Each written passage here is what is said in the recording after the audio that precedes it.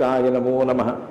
కూజంతం రామ రామీతి మధురం మధురాక్షరం ఆరుహ్య కవితాశాఖాం వందే వాల్మీకికోకిలం. శృతిస్మృతిపురాణానాం ఆలయం కరుణాలయం నమామి భగవత్పాదశంకరం లోకశంకరం. సదాశివసమారంభాం శంకరాచార్యమధ్యమాం అస్మదాచార్యపర్యంతాం వందే గురుపరంపరాం. వాగర్ధావివ సంపృక్తౌ వాగర్ధప్రతిపత్తయే జగతః పితరౌ వందే పార్వతీపరమేశ్వరౌ. సూక్తిం సమగ్రయతిన స్వయమేవ లక్ష్మీః శ్రీరంగరాజమహిషీ మధురైః కటాక్షైః వైదగ్ధ్యవర్ణకునకుంభనగౌరవైర్యాం కండూలకర్ణకుహరాः కవయోధయంతి. హైమోర్ధ్వపుండ్రమజహన్మకుటం సునాసం మందస్మితం మకరకుండలచారుగండం బింబాధరం బహుళదీర్ఘకృపాకటాక్షం శ్రీవేంకటేశముఖమాత్మని సన్నిధత్తాం. మనోజవం మరుతతుల్యవేగం జితేంద్రియం బుద్ధిమతాం వరిష్టం వాతాత్మజం వనరయూధముఖ్యం శ్రీరామదూతం శిరసా నమామి. జయత్యతి బలో రామో లక్ష్మణశ్చ మహాబలః రాజారీతి సుగ్రీవో రాఘవేణాభిపాలితః. దాసోహం కోసలేంద్రస్య రామస్యాక్లిష్టకర్మణః హనుమాన్ శత్రుసైన్యానాం నిహంతా మారుతాత్మజః. నరావలసహస్రం మే యుద్ధే ప్రతిఫలం భవేత్ శిలాభిస్తు ప్రహరతః పావకైశ్చ సహస్రశః. అర్దయిత్వా పురీం లంకాం అభివజ్యత మైథిలీం సమృద్ధార్థో గమిష్యామి విశతాం సర్వరక్షసాం. ధర్మాత్మా సత్యసంధశ్చ రామో దశరథిర్యది పౌరుషే చ ప్రతిద్వంద్వశరైరం జహిరావినం. ఆపదామపహర్తారం దాతారం సర్వసంపదాం లోకాభిరామం శ్రీరామం భూయో భూయో నమామ్యహం. శరజ్యోత్స్నాశుద్ధాం శశీతజటాజూటముకుటాం వరత్రాసత్రాణస్ఫటికఘటికా పుస్తకకరాం సకృన్నత్వా నత్వా కథవివసతాం సన్నిధదతే మధుక్షీరద్రాక్షా మధురిమధురీనాః ఫణితయః. హరి ఓం. పరమేశ్వర స్వరూపమైన సభకి నమస్కారం.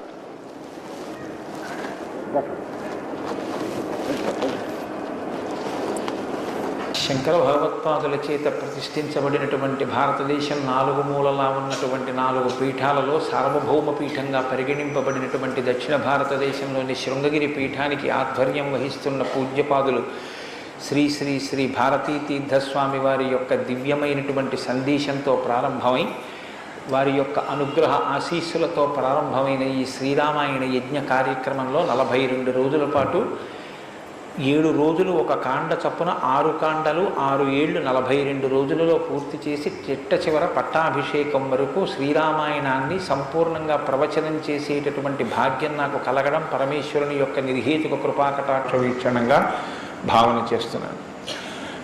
శ్రీరామాయణం నిజంగా శ్రీరామాయణమే.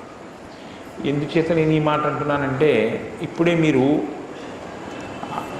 పీఠాధిపతుల యొక్క అనుగ్రహ భాషణంలో విన్నారు. వేదవేద్యే పరే పుంసి జాతి దశరథాత్మజే వేద ప్రచేతసాదాసీత్ సాక్షాత్ రామాయణాత్మన అంటారు. అందులో ఎంత గొప్ప మాట అన్నారంటే వేదవేద్యే పరే పుంసి, వేదము చేత ప్రతిపాదింపబడినవాడు, వేదము చేత తెలియబడేటటువంటి వాడు, వేదము ప్రమాణముగా ధర్మానుష్ఠానము చేసి మానవ జన్మ తరింప చేసుకుని భగవంతుని యొక్క అనుభవాన్ని మనం పొందడానికి వీలైనటువంటి స్థితిని కలిగి ఉన్నవాడైనటువంటి పరమేశ్వరుడు రామచంద్రమూర్తిగా ఈ భూమండలం మీద అవతరించి 11,000 సంవత్సరములు కరచరణాదులతో నడయాడాడు.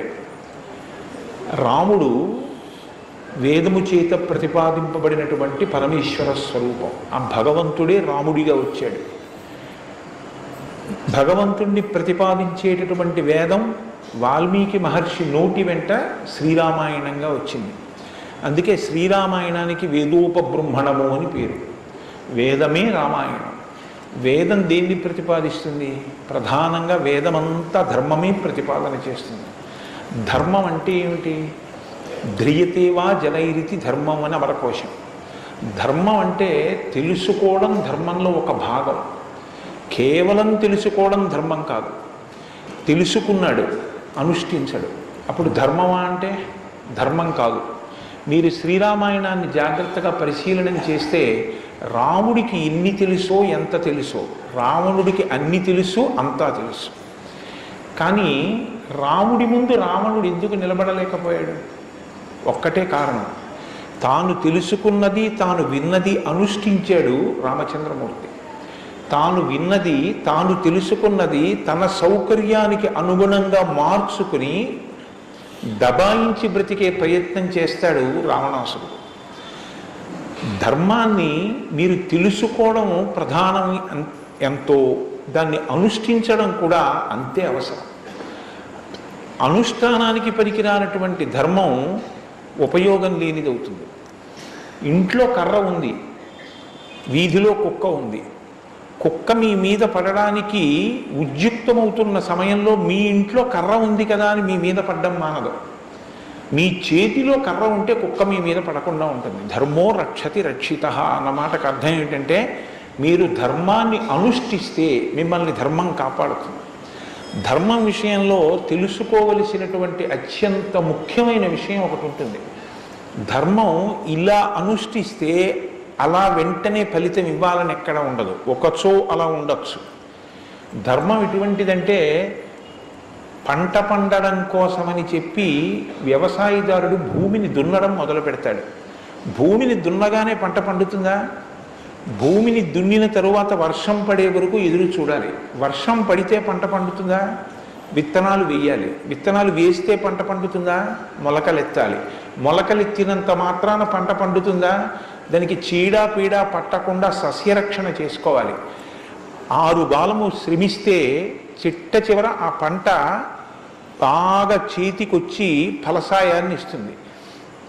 అప్పుడు కోత కోసి తెచ్చి పొలం గట్టున వేసి బస్తాలకెత్తి ఇంటికి తీసుకెళ్ళి దాచుకునే పర్యంతమో పండిన పంట మీ చేతికి వచ్చింది అని నమ్మకంగా చెప్పడం సాధ్యం కాదు.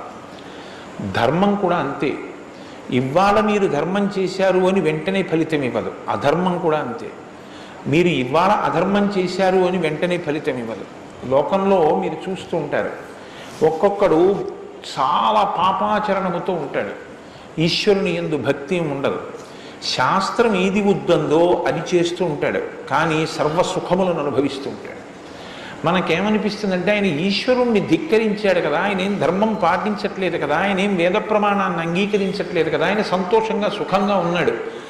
అన్నీ విని అన్నీ నమ్మి అన్నీ విశ్వసించి వేదమును ప్రమాణముగా స్వీకరించి ధర్మమును అనుష్ఠించినటువంటి నేను కష్టాలు పడుతున్నాను, ఏమిటి ఉపయోగం ఈ ధర్మం పట్టుకుంటే అనిపిస్తుంది.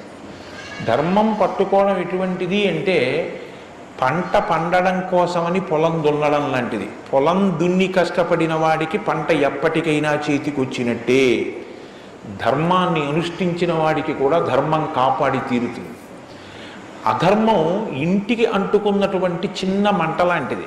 చిన్న మంటే కదా నన్ను ఏం చేస్తుందని పడుకున్న వాడికి చిట్ట చివర ఇల్లంతా ఎలా కాలిపోతుందో, అధర్మంలో మనం ఉన్నామని తెలుసుకుని అధర్మ పథంలోంచి బయటికి వచ్చే ప్రయత్నం చేయకపోతే చిట్ట చివరికి జరిగేటటువంటి పరిణామం కూడా అలాగే ఉంటుంది. కాంచన లంక ఉంది, అంత బలగం ఉంది, అంత గొప్ప సుఖాలు అనుభవించాడు, 10 తలకాయలు ఉన్నాయి, గొప్ప తపస్సు ఉంది, ఈశ్వరుడి యొక్క అనుగ్రహాన్ని పొందాడు, పరమేశ్వరుణ్ణి సాకారంగా దర్శనం చేశాడు, పుష్పక విమానం ఎక్కి ప్రపంచమంతా తిరిగాడు. చిట్ట చివరికి ఏమయ్యాడు? అధర్మాన్ని పట్టుకున్నందుకు కడుపున పుట్టినటువంటి బిడ్డల దగ్గర నుండి భార్య చిట్ట చివర ఏడుస్తూ యుద్ధభూమిలోకి వచ్చి, నువ్వు అధర్మాన్ని పాటించడం వల్లే ఇటువంటి చావు చచ్చావని మండోదరి గుండెలు బాదుకుని ఏడ్చేటటువంటి స్థితిని రావణుడు పొందాడు. ప్రతి క్షణం ధర్మాన్ని అనుష్ఠించాడు. ఎంత ఓపికగా అనుష్ఠించాడంటే, ఎన్ని కష్టాలైనా రాని ఆయనకి కావలసింది మాత్రం ఒక్కటే, ధర్మం. ధర్మమా సుఖమా, ధర్మమా కష్టమా, ధర్మమా ప్రయోజనమా, ధర్మమా అడ్డదారా, ధర్మమా కోరిక తీరడమా, మీరు పక్కన ఏమి పెట్టి చూడండి, శ్రీరామచంద్రమూర్తి జీవితం అంతా ఒకటి, ధర్మమే. వాళ్ళన్నాడు, సుగ్రీవుడితో ఎందుకు స్నేహం చేశావు? నాతో స్నేహం చేస్తే రావణాసురుణ్ణి నిగ్రహించి నీ భార్యని వెంటనే ఇప్పిద్దును, ఎందుకు సుగ్రీవుడితో స్నేహం చేశావని అడిగాడు. నాకు కావలసింది ధర్మం. అధర్మాన్ని పాటించేటటువంటి నీతోటి స్నేహం వల్ల నా భార్యని తెచ్చుకోవడం నాకు అక్కర్లేదు, అందుకు నిన్ను నిగ్రహించానన్నాడు. తండ్రి మరణించాడు, చెక్కు చెదరలేదు. భార్యను అపహరించారు, చెక్కు చెదరలేదు. రాజ్యం పోయింది, చెక్కు చెదరలేదు. జటాయువు మరణించాడు, చెక్కు చెదరలేదు. ఇలా కాదన్నయ్య, ఈ మార్గాన్ని విడిచిపెట్టి ఇలా వెళ్ళన్నాడు. తోడ పుట్టినటువంటి లక్ష్మణమూర్తి నాకు వద్దన్నాడు. కన్న తల్లి కౌసల్య అంది, నీ తండ్రి ఇటువంటి దురాత్ముడు కాబట్టి నన్ను కూడా నీతో తీసుకెళ్ళండి. వద్దమ్మా, ధర్మం ప్రధానం అన్నాడు. ఎన్ని పర్యాయాలు ఆయన మాట్లాడితే ధర్మం ధర్మం ధర్మం. అయితే ఇక్కడ మీరు ఒక మాట గమనించవలసి ఉంటుంది. ధర్మం అంటే ఏది ధర్మం? కోటేశ్వరరావు గారు చెప్తే ధర్మం అవుతుందా? లేకపోతే ఎవరో నేను ఇది చెప్తానండి ఇది ధర్మం అంటే అవుతుందా? మనం చెప్తే ధర్మం అవదు, వేదం చెప్తే ధర్మం అవుతుంది. వేదం ఏది చెప్పిందో అది ధర్మం. వేదమునకు వ్యతిరేకముగా చెప్పనటువంటి స్మృతి చెప్పినది ధర్మం.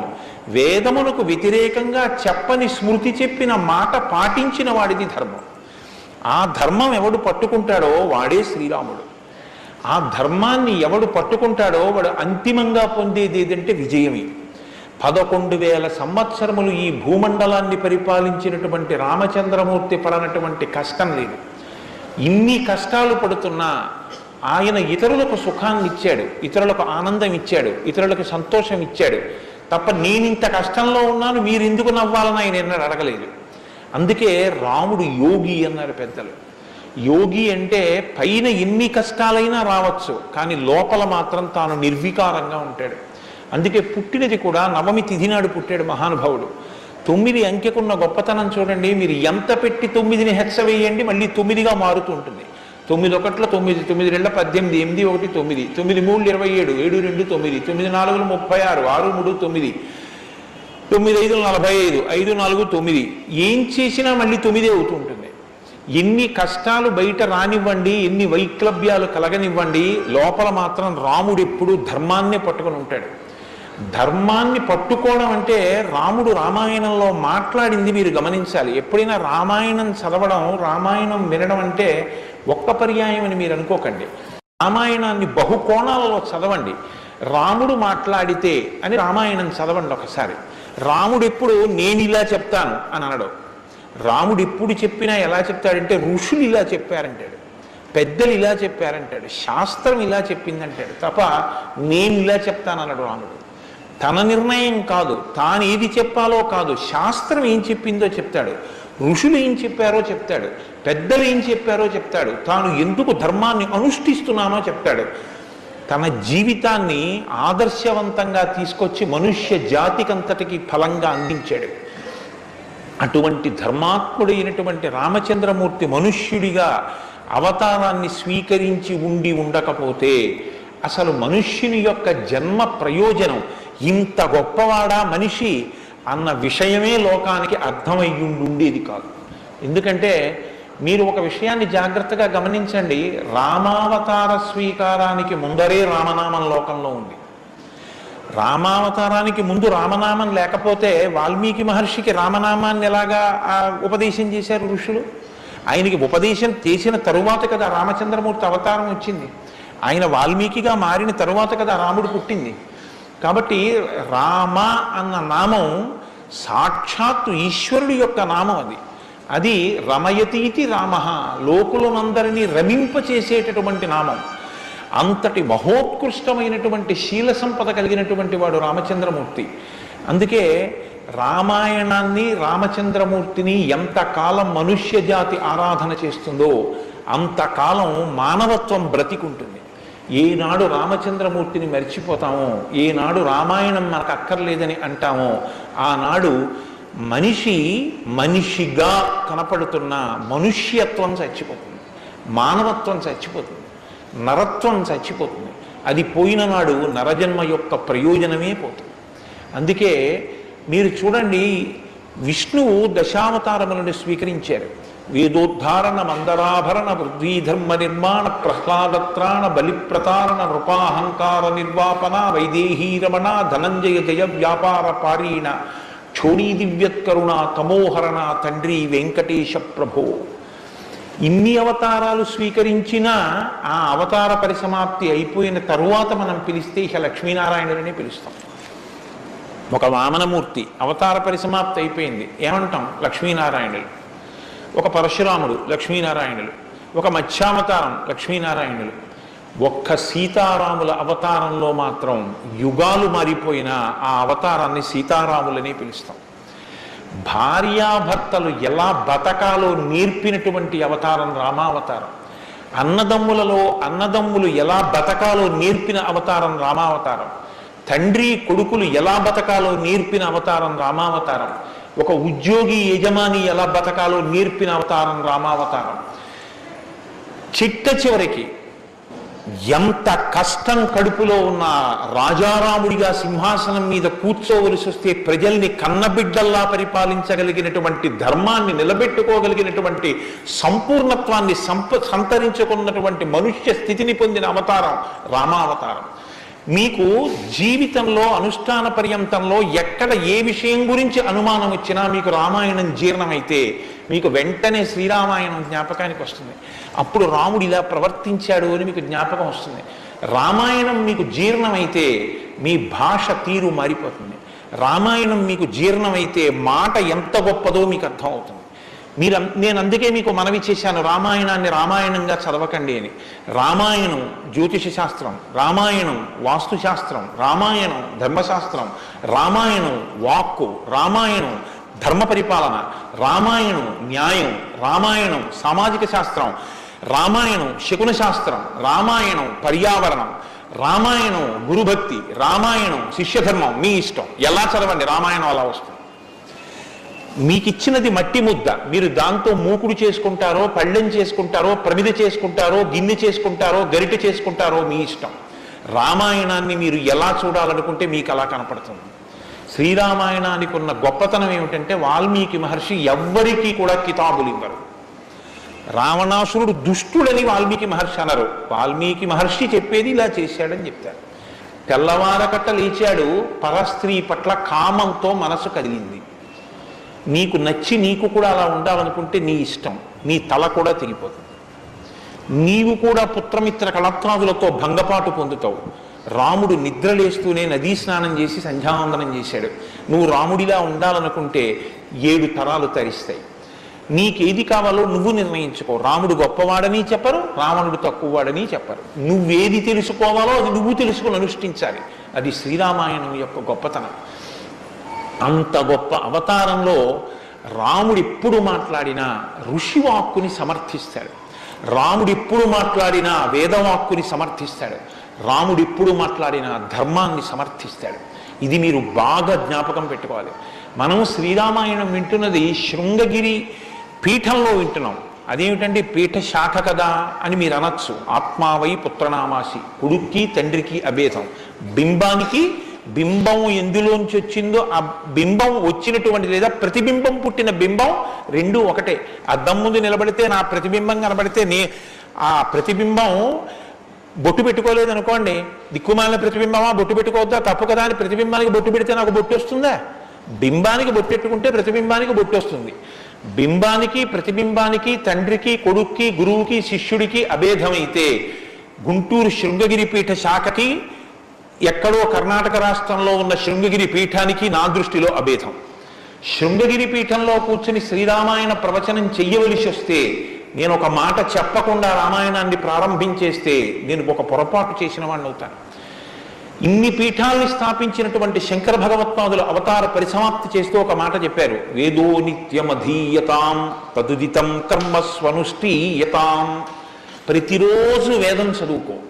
నువ్వు చేసే ఏ కర్మ అయినా వేదం ఎలా చెప్పిందో అలాగే చెయ్యి. అంతేకాని నీ స్వంత బుద్ధితో ఏ పనిని చెయ్యవద్దు. వేదో నిత్యమధీయతాం తదుదితం స్వకర్మస్వనుష్ఠీయతాం దుస్తర్కాస్తు విరమ్యతాం. ఈశ్వరుడు నోరిచ్చాడు కదా అని నీ చిత్తం వచ్చినట్టుగా వాదనలు చేయవద్దు. నువ్వు ఏది మాట్లాడినా శృతి శిరపక్ష స్వనుష్ఠీయతాం. ఉపనిషత్తులు ఏం చెప్పాయో, వేదం ఏం చెప్పిందో దాన్ని సమర్థించడానికి నీ వాగ్బలాన్ని ఉపయోగించు. అంతేకాని ఈశ్వరుడు వాక్కు ఇచ్చాడు కదా అని నీ ఇష్టం వచ్చినట్టు నువ్వు మాట్లాడితే చూడలేదు, లెక్క కట్టుకోలేడని నువ్వు అనుకోవద్దు. లెక్క కట్టేవాడు ఒకడున్నాడు. మీరు చూడండి, 84 లక్షల జీవరాశులు ఈ ప్రపంచంలో ఉన్నాయి.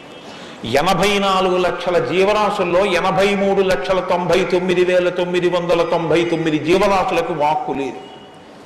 ఒక్క నరజన్మకే వాక్ ఉంది. మళ్ళీ ఈ నరజన్మలో కొంతమంది మాత్రమే ఆ మాట చెప్పగలరు. కొంతమంది నరులుగా జన్మించిన నోరు విప్పి రామా అని గట్టిగా అనరా అంటే రామా అని అనలేరు. అది వారి దురదృష్టం. కానీ మనం భగవన్నామమును పలకగలం. భగవన్నామం పలికి తరించగలిగినటువంటి భాగ్యం మనకుంది. హరునకు విభీషణున కద్విజకున్ తిరుమంత్రరాజమై కరికి నహల్యకున్ ద్రుపదకన్యకు నార్తి హరించు చుట్టమై బరగిన ఎట్టిని పతితపావన నామము నాదు జిహ్వపై నిరంతరము నటింపచేయుమి కదా చరది కరుణాపయోనిధి అని వేడుకున్నాడు గోపరాజు గారు. నాకేం అక్కర్లేదయ్యా స్వామి, నీ నామం నా నాలుక మీద నర్తింపచేయవయ్యా చాలన్నాడు. పవి పుష్పంబగు అగ్ని మంచగు నాకోపావం భూమిస్థలంబగు శత్రుండతిమిత్రుడవు విషము దివ్యాహారమౌనన్నగా అవనీమండలి లోపలం శివ శివేచ్ఛాభాషణోల్లాసకిం శివ నీ నామము సర్వవస్యకరమౌ శ్రీకాళహస్తీశ్వర. నాకు నీ శివనామం నా నాలుక మీద నర్తించాలని కోరుకున్నాడు ధూర్జటి. భగవన్నామం చెప్పుకుంటే చాలని ఆ నామ ఉన్నందుకు వెంపర్లాడారు. అంత్యకాలమునందు ఆయాసమును నిన్ను తలుచునో తలపనో తలతునిపుడి నరసింహ నరసింహ నరసింహ లక్ష్మీచ దానవంతక కోటి భానుతేజ గోవింద గోవింద గోవింద సర్వేశ పన్నగాధిపశాయి పద్మనాభ అని రెండు చేతులిచ్చి నమస్కారం చేసి చిట్ట చివర ప్రాణం పోయేటప్పుడు ఆవేళ యమదూతల అగ్రహంబున వచ్చి ప్రాణములు పెకలించి పట్టునప్పుడు కపవాత పైత్యములు కప్పగా శ్రమచేత కంపముద్భవమంది కష్టపడుచు నారాయణాయంచు నా జిహ్వతో నిన్ను పిలుతునో శ్రమచేత పిలువలేనో నాటికిప్పుడు నీ నామస్మరణ చేతు చెవినిడవయ్య భూషణ వికాస శ్రీధర్మపుర నివాస దుష్ట సంహార నరసింహ దురిత దూరాన్ని గుండెలు బాదుకున్నాడు నరసింహశతక కర్త. ఆ భగవన్నామం పలికేటటువంటి భాగ్యం ఉన్న ఏకైక ప్రాణి సృష్టిలో కేవలం మనుష్యుడే. అటువంటి మనుష్యుడికి ఇచ్చినటువంటి అదనపు వరం భగవత్ కథాశ్రవణం. ఈశ్వర కథ వినగలడు. ఆ ఈశ్వర కథ వింటేనే సమస్త సంసార భ్రమణ పరితాపోపశమనం అంటారు శంకర భగవత్పాదులు. గలంతి శంభోత్వచ్చరిత చరితక్కిల్బిషరజో దళంతి ధీకుల్యాశ్వరతి పతంతి విజయతాం దిశంతి సంసార భ్రమణ పరితాపోపశమనం వసంతి మచ్చేతో హృదవు విశివానందలహరి అంటారు. సంసార భ్రమణ పరితాపోపశమన కారణమైనటువంటి భగవంతుని యొక్క కథాశ్రవణము చేసి నోటితో జుర్రుకున్నటువంటి పదార్థాలు సప్తధాతువులతో నిర్మింపబడిన ఈ దేహాన్ని పోషిస్తే భగవంతుని యొక్క కథని చెవులతో జుర్రుకున్నటువంటి వాడు మళ్ళీ పుట్టవలసిన అవసరం లేకుండా పునరపి జననం పునరపి మరణం పునరపి జనని జఠరే చయనం ఇహతంతారే బహుదుస్తారే కృపయాపారే పాహి మురారే అని ఆ భగవన్నామామృతాన్ని చెవులలోంచి లోపలికి జుర్రుకున్నటువంటి వాడు పునరావృత్తి రహిత శాశ్వత శివ సాయుధ్య స్థితిని పొందగలుగుతున్నాడు. ఇటువంటి భాగ్యం కలిగినటువంటి ప్రాణి మనుష్యుడు. ఆ మనుష్యుని యొక్క జీవితం ఎంత గొప్పదో, అసలు నరుడంతే ఎంత గొప్పవాడో నిరూపించినటువంటి అవతారం మనుష్య జన్మ అంటే అంత చులకనగా చూడబడినటువంటి రోజుల్లో నరుడంటే ఎంత గొప్పవాడో నిరూపించి చూపించాడు. అందుకే ఆయన అవతార పరిసమాప్తి చెయ్యాలి అంటే రావణ సంహారం చేసేసి అవతార పరిసమాప్తి చేసి ఇచ్చు. కానీ ఆయన అలా చేయలేదు. ప్రతిజ్ఞ చేశారు, దశవర్ష సహస్రాన్ని దశవర్ష శతానిచ, నేను 11,000 సంవత్సరములు ఈ భూమండలం మీద నడుస్తానన్నారు.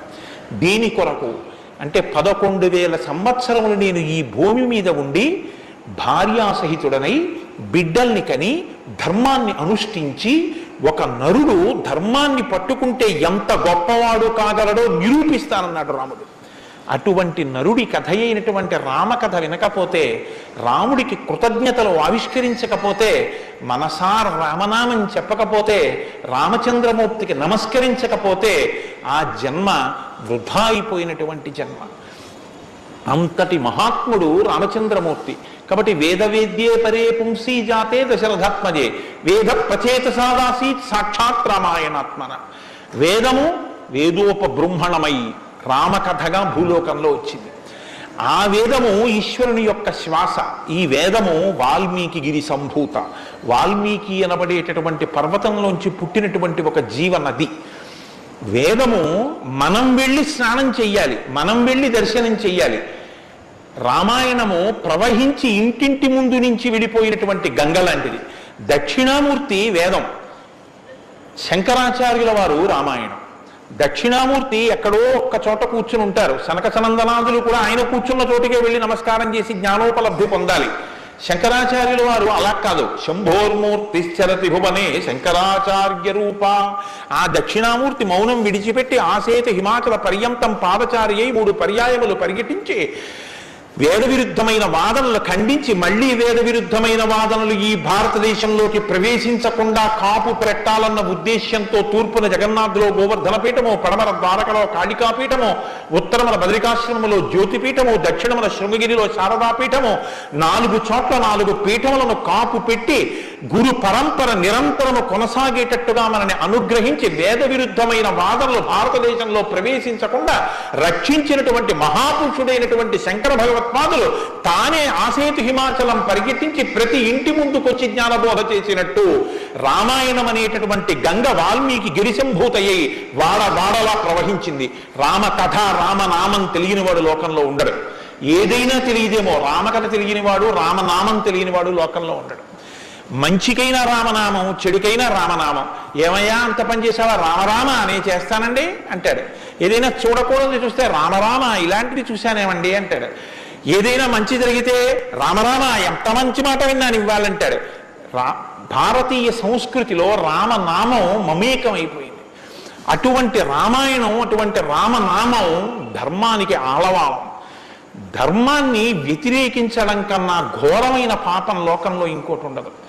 ఇవాల్టి రోజున రామాయణం యొక్క ఆవశ్యకత మరీ ఎక్కువ. ఎందుచేతనో తెలుసా అండి?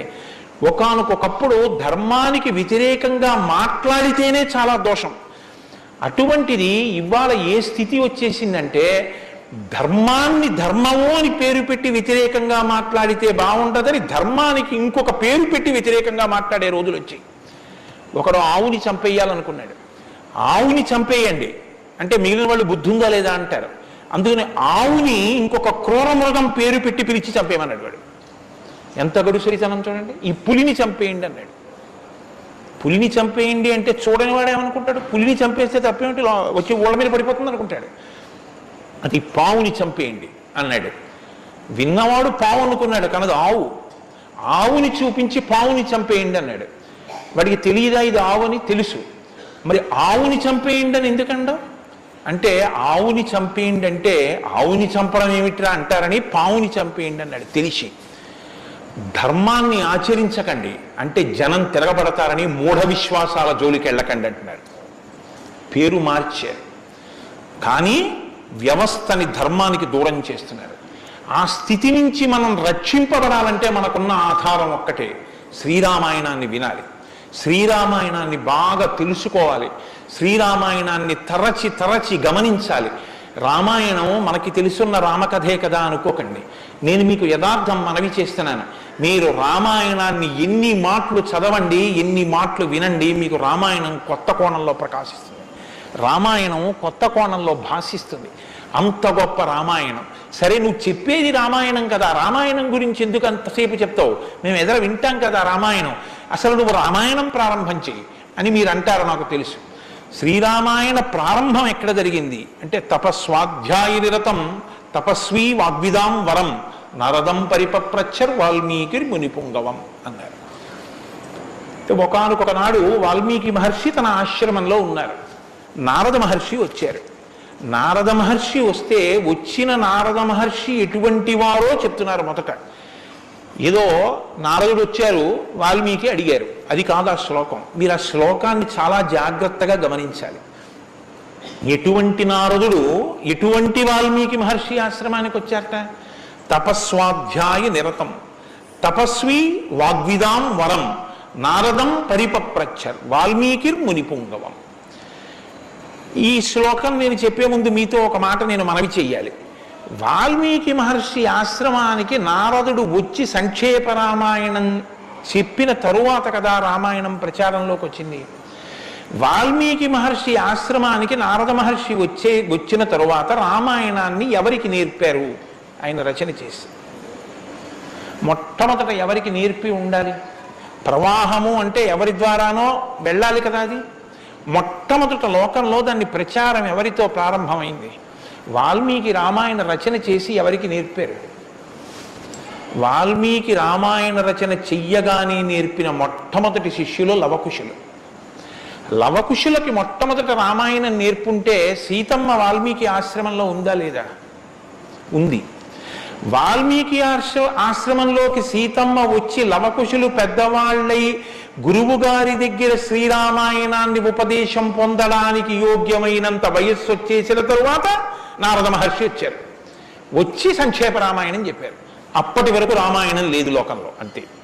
ఇంకా తర్వాత కదా వాల్మీకి రచించారు సంక్షేప రామాయణం విన్నాక. కాబట్టి ఇప్పుడు రామాయణ కథ ఏ స్థాయిలో ఉంది, ఏ స్థితి దగ్గర ఉంది? రామాయణ రచన మొదలయ్యేప్పటికీ రామాయణం పూర్తయిపోయే స్థితిలో ఉంది. రామాయణం పూర్తయిపోయే స్థితిలో రామాయణ రచన ప్రారంభమైంది. ఇది మీరు గమనించాలి. రామచంద్రమూర్తి పుట్టక ముందు రామాయణాన్ని రచించలేదు వాల్మీకి. రామచంద్రమూర్తి పట్టాభిషేక పూర్వం రామాయణ రచన జరగలేదు. రామాయణ రచన ఎప్పుడు జరిగినట్టు? రామచంద్రమూర్తి పట్టాభిషేకం చేసుకుని సీతమ్మ తల్లిని అడవులలో విడిచిపెట్టి అడవులలో ఉన్న సీతమ్మని వాల్మీకి మహర్షి తన కుటీరానికి తీసుకెళ్లి లవకుశులు జన్మించి వాళ్ళు పెరిగి పెద్దవాళ్ళై యోగ్యులై విద్యాభ్యాసం చేసి సంగీత విద్యలో మంచి నిష్ణాతులై వాల్మీకి మహర్షి రచించిన రామాయణాన్ని బోధ చేస్తే నేర్చుకుని లోకంలో ప్రచారం చెయ్యగలిగినంత వయస్సు వాళ్ళు వచ్చిన తరువాత నారద మహర్షి వచ్చారు అక్కడికి.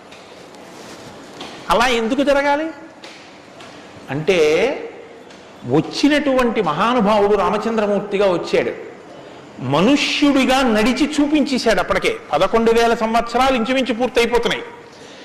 జరిగిన కథ జరిగిపోయింది. జరిగిన కథ జరిగిపోయిన తర్వాత ఇప్పుడు వచ్చాడు నారదుడు.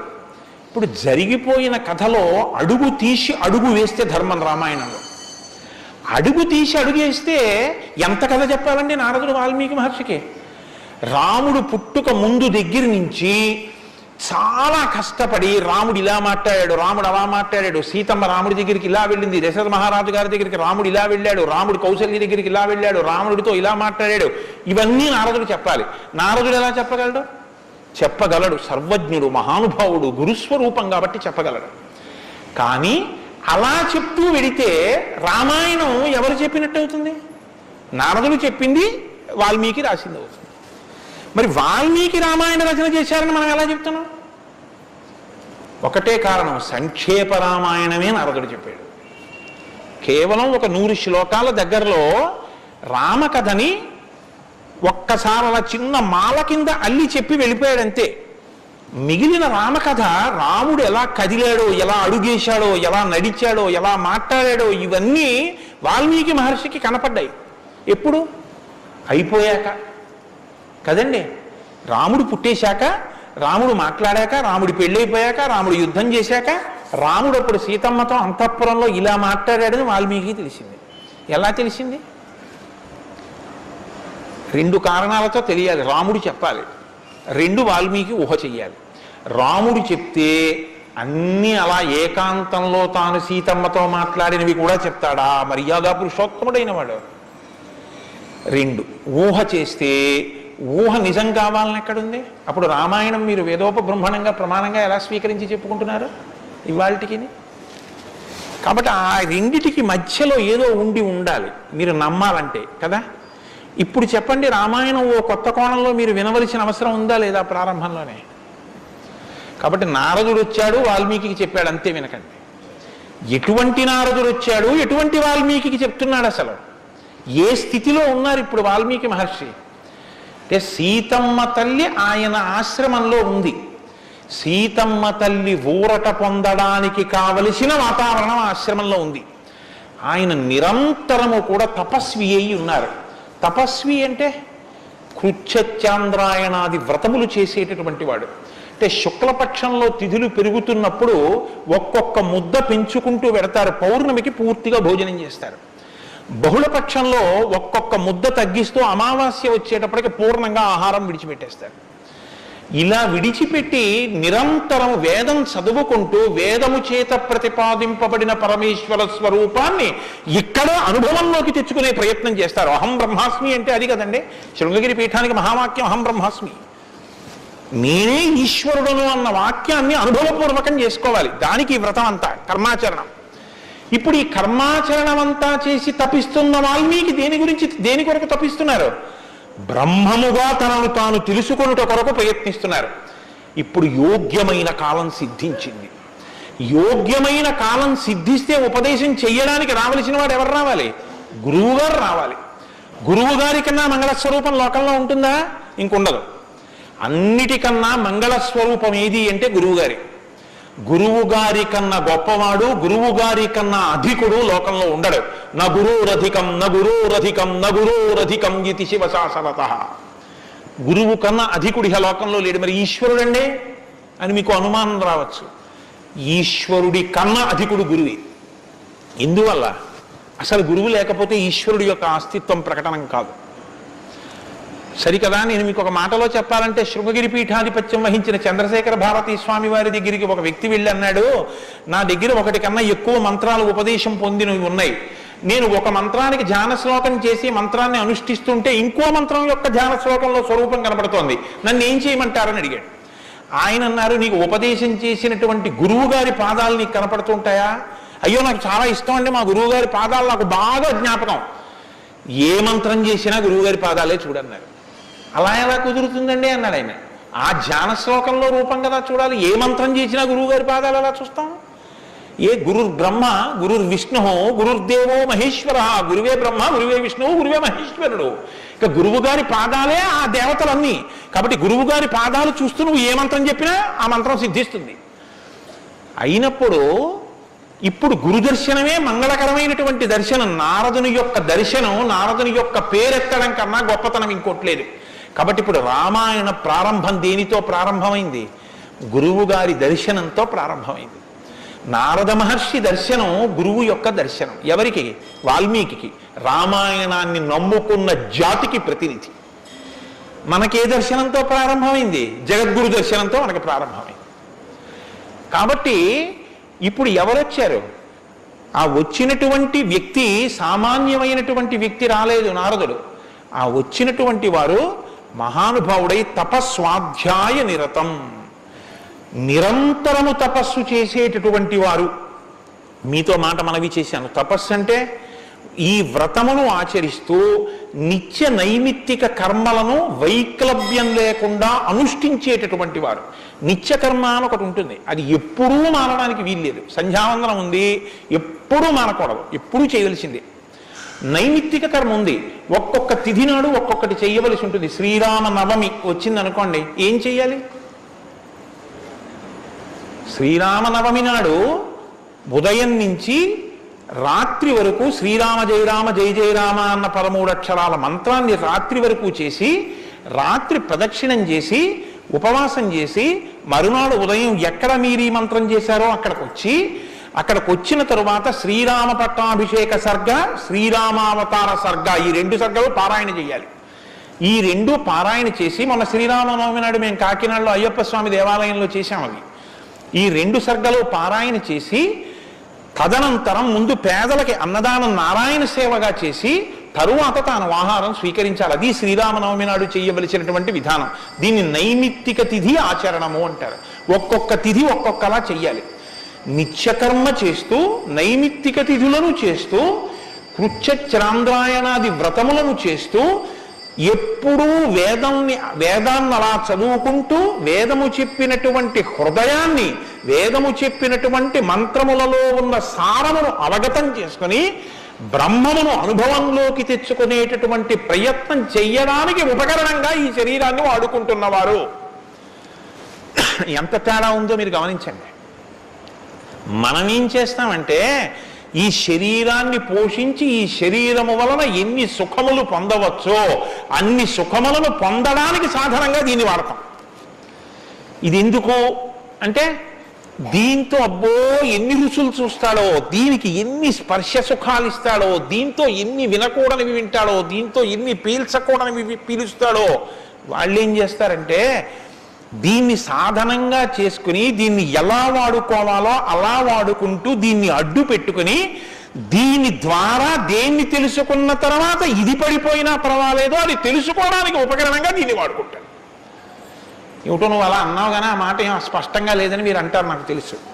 భగవాన్ రమణుల మాటల్లో చెప్తే మీకు స్పష్టంగా అర్థమవుతుంది.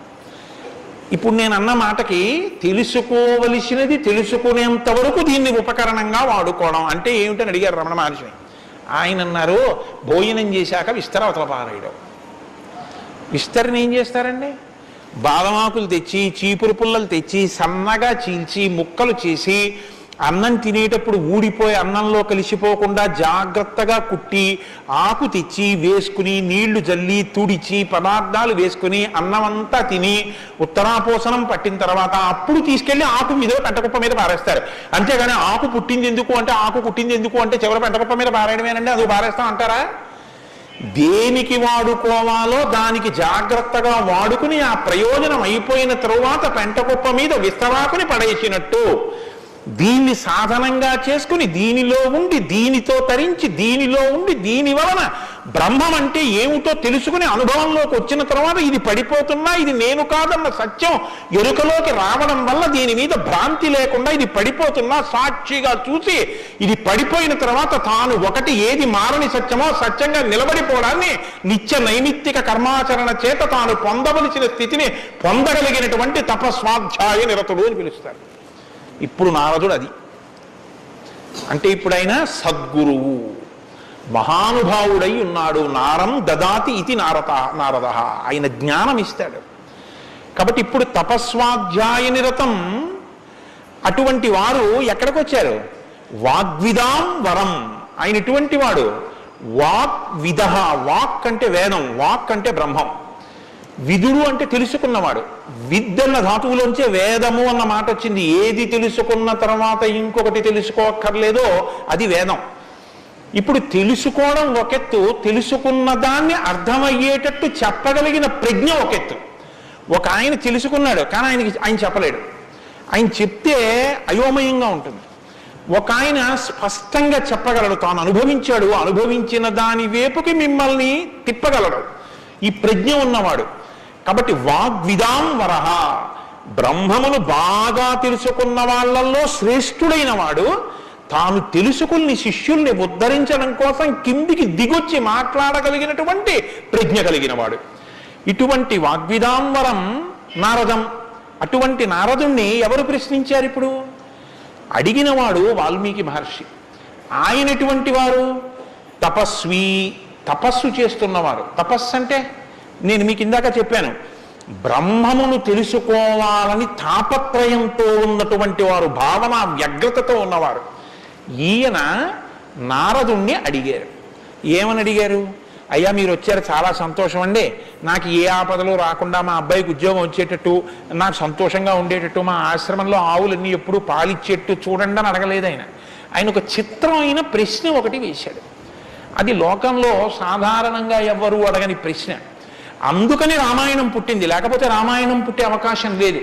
మీరు ఒకటి బాగా జ్ఞాపకం పెట్టుకోండి, జ్ఞానం ఎక్కడి నుంచి పుడుతుంది అంటే ప్రశ్న చక్కగా వెయ్యగలిగినటువంటి శిష్య ప్రజ్ఞలోంచి పుడుతుంది.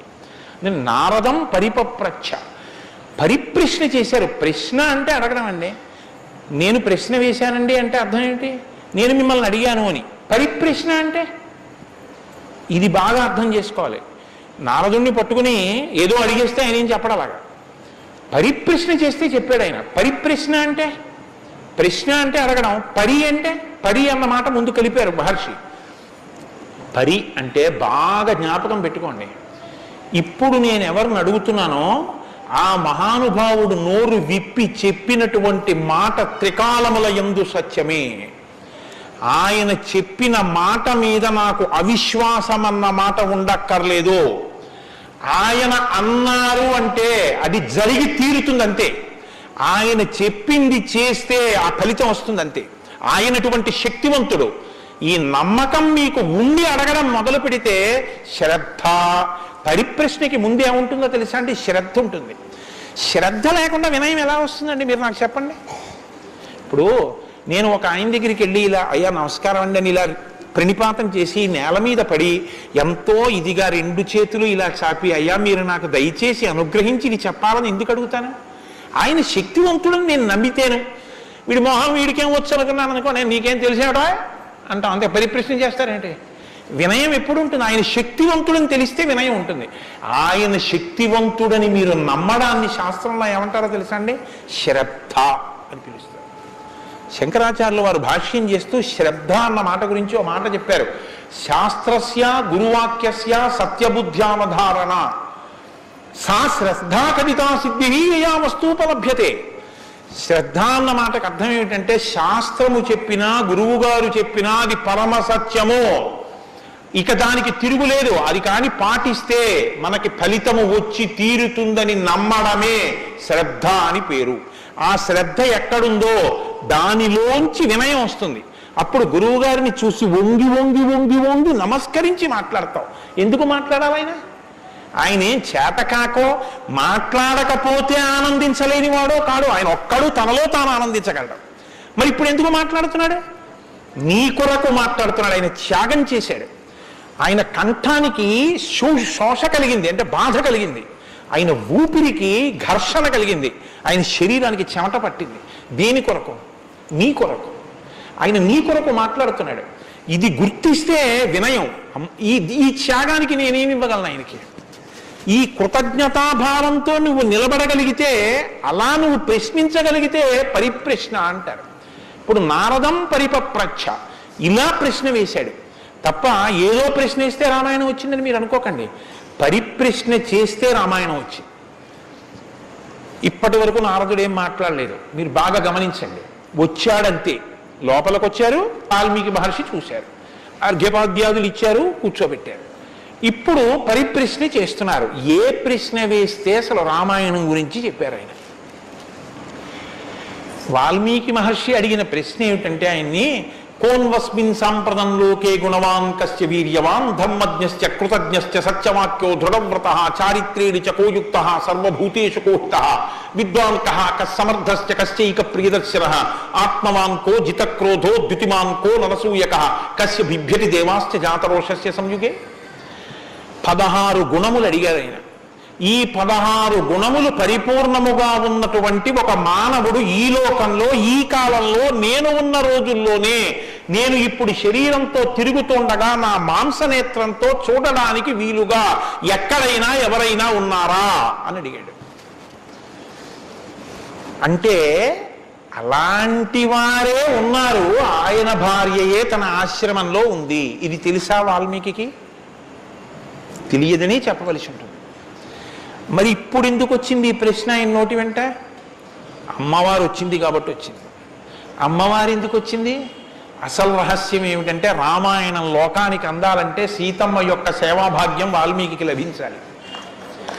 సీతమ్మ సేవాభాగ్యమే శారదాదేవి సేవాభాగ్యం. అది అందితే నోటి వెంట ఈ ప్రశ్న వచ్చింది. నోటి వెంట ఒక్క ప్రశ్న వస్తే యుగాలు మారిపోయినా మనుష్యుడిగా పుట్టిన ప్రతివాణ్ణి తరింపచేయగలిగిన ఒక ఆది కావ్యం ఆయన నోటి వెంట వచ్చింది. ఇది రావడానికి ముందు సీతమ్మ రావాలి. అందుకని ముందు సీతమ్మ వచ్చేసింది ఆశ్రమానికి. వచ్చి అక్కడ కూర్చుంది. ఆ రామాయణాన్ని ప్రచారం చెయ్యగలిగిన యోగ్యమైన శిష్యుల్ని కూడా సీతమ్మే వాల్మీకి ఇచ్చింది లవకుశల రూపంలో.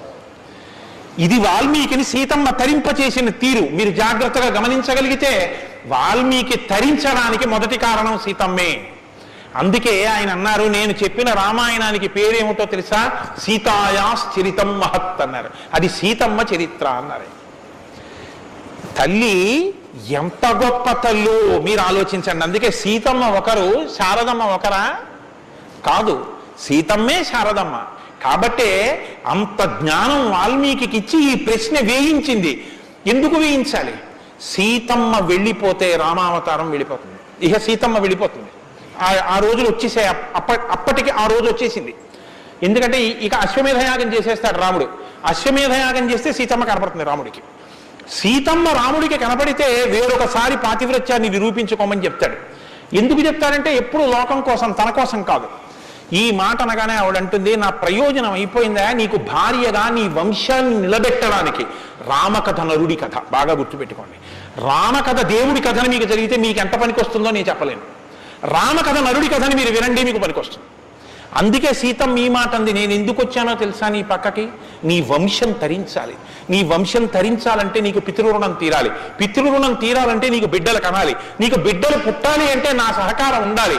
నేను నా శరీరాన్ని త్యాగం చేస్తే నా కడుపులో ఉన్న బిడ్డలు కూడా పోతారు, పోతే నీకు పితృరుణం తీరదు, నువ్వు ఏకపత్ని వృతుడవు, ఇంకొక బిడ్డని ఇంకొక ఆడదాన్ని స్వీకరించావు, నీ వంశం ఆగిపోతుంది, నా కారణంగా నీ వంశం ఆగకూడదు, నీ వంశం కొనసాగడానికి నీకు బిడ్డల్ని ఇచ్చాను, నా ప్రయోజనం అయిపోయింది, నేను వెళ్ళిపోతున్నానని భూమిలోకి వెళ్ళిపోయింది ఆవిడ వెళ్ళిపోయిన తర్వాత ఇక రామావతారం లేదు, సరయూ నదిలో ప్రవేశించి రామావతారం కూడా పూర్తి అయిపోయింది. ఇప్పుడు రామావతారం పూర్తయిపోకముందే సీతమ్మ రామాయణం పలికించాలి, వాల్మీకితో పలికించాలంటే ఈ సన్నివేశాన్ని సృష్టించాలి, నారదుణ్ణి పిలిపించింది ఆవిడ. కాబట్టి వచ్చాడు మహానుభావుడు, వస్తే ఆయన ఈ ప్రశ్న అడిగాడు. ఇప్పుడింత ఆర్తితో ఈ ప్రశ్న అనుకోకుండా నోటి వెంట వస్తే తప్ప రామాయణ కథ ప్రారంభం కాదు. అందుకని అడిగాడు, కోన్వస్మిన్ సాంప్రతంలోకే గుణవాన్ కస్య వీర్యవాన్. ఈ కాలంలో నారద మహర్షి ఇప్పుడు నేను చూడడానికి వీలుగా నేను అడిగిన మహానుభావుడు ఎవరైనా ఉన్నాడా? ఎవరు? 16 గుణములు ఉన్నవాడై ఉండాలి. గుణమన్న మాటకు అర్థం ఏమిటి? తాను గురుముఖత నేర్చుకున్నటువంటి విద్య ఏ కాలమునందు ప్రవర్తనలో ఎలా ప్రకాశించాలో అలా ప్రకాశిస్తే అది గుణముగా కనపడుతుంది. మా గురువు గారు నన్ను, నాయనా ఒరే కోటేశ్వరరావు, గోవులకు సేవ చెయ్యరా అని చెప్పారనుకోండి. నేను అలా గుళ్ళోకి వెళ్ళిపోతున్నాను, ఓ అరడజన అరటిపళ్ళు పట్టుకుని దేవాలయంలోకి వెడుతున్నాను. ఒక ఆవు నా వంక చూసి ఇలా ఇలా ఇలా ఇలా నోరు చాపింది. నేను ఆ ఆవుని దవడ మీద ఒక్క దెబ్బ కొట్టి గుళ్ళోకి వెళ్ళాను. మా గురువు గారు సంతోషించచ్చా? మా గురువు గారు చెప్పారు, రే పరాశక్తికి ఆవుకి తేడా లేదురా అని చెప్పారు. ఇప్పుడు నేనేం చెప్పాలి? నేను లోపలికి వెళ్ళి అర్చకుడికి ఇస్తే నివేదన చేస్తాడు, ఇక్కడ నా తల్లి ఎదురొచ్చి నా దగ్గర ప్రత్యక్షంగా తింటానని అడుగుతోంది. అమ్మ ఏమి భాగ్యం, అక్కడ ఇంకా తొక్క తీసి పెట్టాలి, ఇక్కడ తొక్కతో తినడానికి సిద్ధంగా ఉన్నావు, నా చేత్తో పెట్టుకుంటాను, 2 చెప్పులు ఇప్పి గభాలో 2 అరటిపళ్ళు నేను పెట్టాలి. పెడితే నేను గురువాక్యాన్ని అనుష్ఠానంలోకి తెచ్చుకున్నవాడిని. ఇప్పుడు గుణముగా ప్రకాశిస్తుంది. కోటేశ్వరరావు గారండే వాళ్ళ గురువు గారు చెప్పింది గుర్తుపెట్టుకుని ఆవుకి 2 అరటిపళ్ళు పెట్టాడు, అదో గుణం. అంటే నేను నా గురించి చెప్పుకుంటున్నాను అనుకోకండి, నేనే అటువంటి పుణ్యకార్యాలు చేసిన వాడిని కాదు మహాప్రభు, ఏదో ఉదాహరణకి చెప్పానంతే, అదే స్వోత్కర్ష కోసం చెప్పిన వాడిని కాదు. కాబట్టి గుణము అంటే విన్నది, చదువుకున్నది, ప్రవర్తనయందు ఆ సందర్భంలో ప్రకటనమైతే ప్రకాశిస్తే గుణం అవుతుంది. అలా ఉన్నాయా ఎవరికైనా? అలా ఉన్నవాడు ఉన్నాడా? గురువుగారి దగ్గర నేర్చుకున్నవి అనుష్ఠానంలోకి వచ్చేటప్పటికి గురువు ఏం చెప్పారో అలా ప్రవర్తించిన వాడు ఉన్నాడా? మీరు ఇలా వినండి రామాయణాన్ని. ఇంక తర్వాత కోన్వస్మిన్ సంప్రదంలోకే ఎప్పుడో కాదు వామనమూర్తి ఉన్నారు, నరసింహావతారం ఉందని చెప్పకు, ఇప్పుడున్నాడా? ఇది వాల్మీకి ప్రశ్న. కోన్వస్మిన్ సంప్రదంవాన్ కస్య వీర్యవాన్. వీర్యవాన్ అంటే వీర్యవంతుడు ఉన్నాడా? వీర్యవంతుడు అంటే ఎటువంటి యుద్ధం వచ్చినా చెక్కు చెదరకుండా తానుగా నిలబడి తనలో ఏ మార్పు లేకుండా బయట మార్పు తేగలిగిన వాడు, ఎంతమందినైనా పడగొట్టగలిగిన వాడు, అటువంటి వాడు ఉన్నాడా? ఉంటే వీర్యవాన్. కోన్వస్మిన్ సంప్రదంలోకే గుణవాన్ కస్య వీర్యవాన్ ధర్మజ్ఞశ్చ. ధర్మం తెలుసుకున్నవాడు ఉన్నాడా? ధర్మం తెలియడం అంటే మీరు బాగా గుర్తుపెట్టుకోండి, ధర్మం తెలియడం అంటే ఏమిటో తెలుసా అండి? అధర్మం కూడా తెలియడం. ధర్మమే తెలిస్తే పూర్ణత్వం కాదు, ధర్మం తెలియడం అంటే అధర్మం కూడా తెలియడం. ఏది చెయ్యాలో తెలియడం అంటే ఏది చెయ్యకూడదో కూడా తెలియడం. మీరు కొంచెం ఆలోచించండి, నేను మాట అనేసి వదిలేస్తాను, ఇప్పుడు మీరు జవాబు చెప్పక్కర్లేదు. చెయ్యమన్నది చెయ్యడం తేలిక, చెయ్యొద్దన్నది వదిలేయడం తేలిక. చెయ్యొద్దన్నది వదిలేయడమే చాలా కష్టం. మీరు చూడండి, నేను మంత్రం ఇస్తాను, 11 మార్లు చెయ్యండి రోజు, ఒక్క మాట కూడా మీకు కోతి గుర్తు రాకూడదన్నాను అనుకోండి, అలా చేయగలరా? ఇది వద్దు అని ఏదంటామో అదే చేయబుద్ధి వేస్తుంది. దేవుడికి 2 అగరత్తులు పెట్టు అన్నాను అనుకోండి, భయానికో భక్తికో 2 అగరత్తులు వెలిగించేయడం తేలిక. వద్దన్నది చేయకుండా ఉన్నవాడు ప్రజ్ఞావంతుడు. వద్దన్నది చేయకుండా ఉండాలంటే అధర్మం తెలియాలి కదండి. అధర్మం తెలియడం, ధర్మం తెలియడం, ధర్మం పాటించడం, అధర్మం విడిచిపెట్టడం, అధర్మం చేసిన వాడిని కూడా ఉండకుండా చేయడం, ఎందుకంటే వాడి వల్ల ధర్మం వ్యాప్తి చెందకుండా, ఇది ధర్మం తెలియడం. కాబట్టి ధర్మజ్ఞశ్చ కృతజ్ఞశ్చ. కృతజ్ఞశ్చ అంటే ఎవరో తనకు ఒక ఉపకారం చేశాడు, వాడు అదృష్టం అండి నన్ను సేవించుకున్నాడు అండం కాదు, ఎంత మహానుభావుడండి, నిజంగా నాకు ఎంత ఉపకారం చేశారండి, ఎంత ఉపకారం చేశారండి అని తలుచుకు పొంగిపోగలిగినటువంటి మనసు ఉండడం. అసలు మనుష్య జన్మకు ఉండవలసిన ప్రధాన లక్షణం అదేనండి. కృతజ్ఞో నాస్తి నిష్కృతి. కృతజ్ఞత లేని వాడికి నిష్కృతి లేదు. అటువంటి కృతజ్ఞత ఉన్నవాడు ఉన్నాడా లోకంలో ఎవరైనా? ధర్మజ్ఞశ్చ కృతజ్ఞశ్చ సత్యవాక్యో, ఎప్పుడూ సత్యమే మాట్లాడాలి, మిన్ను విరిగి మీద పడిపోని నేను సత్యమే చెప్తాను అని వ్రతం పట్టినవాడు ఎవరైనా ఉన్నాడా? సత్యవాక్యో దృఢవ్రత, ఒక పని మొదలు పెడితే అనుకున్నాం కాదండి అది అలా అవుతుందా అందుకని వదిలేశాను లేండి ఇప్పుడు మార్చేశాను సంకల్పం అనకుండా తాను ఒక్కసారి నోటి వెంట ఇది చేస్తానని అంటే పిడుగులు పడిపోయినా ఆ పని చెయ్యగలిగినటువంటి వాడు, దాన్ని విడిచిపెట్టనటువంటి వాడు, అటువంటి పూనిక ఉన్నవాడు ఉన్నాడా? దృఢవ్రత. కాబట్టి కోన్వస్మిన్ సాంప్రదంలోకే గుణవాన్ కశ్చ వీర్యవాన్ ధర్మజ్ఞశ్చ కృతజ్ఞశ్చ సత్యవాక్యో దృఢవ్రత చారిత్రేణ చకోయుక్తః. ఆయన ప్రవర్తనని చూస్తే ఇంకా మీరు వేదం చదవక్కర్లేదు. వేదం చదవక్కర్లేదంటే చదవద్దని కాదు నా ఉద్దేశం. ఆయన ప్రవర్తన చూస్తే ఆయన ఏది చేశారో అదే వేదం చెప్పింది అని గుర్తు. అటువంటి ప్రవర్తన ఉన్నవాడు ఉన్నాడా? పడుకున్నా లేచినా మాట్లాడినా కూర్చున్నా నించున్నా నడిచినా ఏం చేస్తున్నా ధర్మానికి అనుగుణంగా ప్రవర్తించగలిగినటువంటి నడవడి కలిగినటువంటి వాడు లోకంలో ఉన్నాడా? చారిత్రేణ చకోయుక్తః సర్వభూతేషు కోహితః. ఇంత బలపరాక్రమాలు ఉండి కూడా సమస్త భూతముల పట్ల దయ కలిగిన వాడు లోకంలో ఉన్నాడా? గుండెల నిండా అంత కారుణ్యం ఉన్నవాడు ఉన్నాడా? సర్వభూతేషు కోహితః విద్వాంకః, తెలుసుకోవలసినవన్నీ సమస్తము తెలుసుకున్నటువంటి విజ్ఞాని ఉన్నాడా? అటువంటి విద్వాంసుడు ఉన్నాడా? విద్వాంకః కస్సమర్థశ్చ, ఎటువంటి పని అయినా సరే వీరు చెయ్యలేరు అనొచ్చేమో కానీ ఆయన ఇది చెయ్యలేరని చెప్పడానికి ఒక పని లేకుండా ఏ పనులైనా చెయ్యగలిగిన వాడు ఉన్నాడా? కస్సమర్థశ్చ కశ్చైక ప్రియదర్శన, ఎప్పుడు మీరు చూసినా చూడాలనిపించేట్టుగా ఉండేవాడు ఉన్నాడా? ఆయన యుద్ధం చేస్తుంటే వింటినారి లాగుతున్నాడు అందం, ఆయన అడవిలో నడుస్తున్నాడు అందం, ఆయన కిరీటం పెట్టుకున్నాడు అందం, ఆయన పాదపీఠం మీద పాదం పెట్టాడు అందం, ఆయన జిన్నెడు పాలు పోసుకుని జటాజూటం కట్టుకున్నాడు అందం, ఆయన ఏమీ లేదు నారచీర కట్టుకుని కోదండం పట్టుకున్నాడు అందం, ఆయనకి కోపం వచ్చి కన్నులు ఎర్రబారాయి అందం, ఆయన బాలరాముడిగా పిలక పెట్టుకుని వెడుతున్నాడు అందం, సీతమ్మతో మాట్లాడుతున్నాడు అందం, నిద్రపోతున్నాడు అందం, అసలు ఏది చూసినా అందం. అబ్బా ఇప్పుడు అంత బాగుంటాడండి, ఆ తర్వాత బాగుంటాడండి, కొంచెం అలంకారం చేసుకుంటాడు బాగుంటుంది అనడానికి ఏమైనా ఉంటుందా? ఎప్పుడు నువ్వు చూసినా అలాగే చూడాలనిపించేటట్టుగా ఉండేవాడు ఎవరైనా ఉన్నాడా? కశ్చైక ప్రియదర్శన, ఎంత పెద్ద మాట అండి. నిద్రపోతుంటే చూసావు, ఆ నిద్రపోతుంటే చూడాలండి ఆయన సౌందర్యం, ఆ మాట ఎవరికన్నా ఉంటుందండి లోకంలో? ఏమన్నా ఆయన నిద్రపోతుంటే ఎంత బాగుంటాడండి అంటారా? ఏమన్నా ఆయన నిద్ర లేచి ఒళ్ళు విల్చుకుంటుంటే చూడాలండి ఆయన అందం ఎవరికైనా ఉందా? ఆయన యుద్ధం చేస్తుంటే చూడాలండి అందం ఎవరికైనా ఉంటుందా?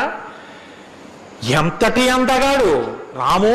ఆయన పుంసామోహన రూపాయ పుణ్య శ్లోకాయ మంగళం, ఆడవాళ్ళు మోహించడం కాదు పురుషులు మోహించారు ఆయన్ని, అంతటంతగాడు.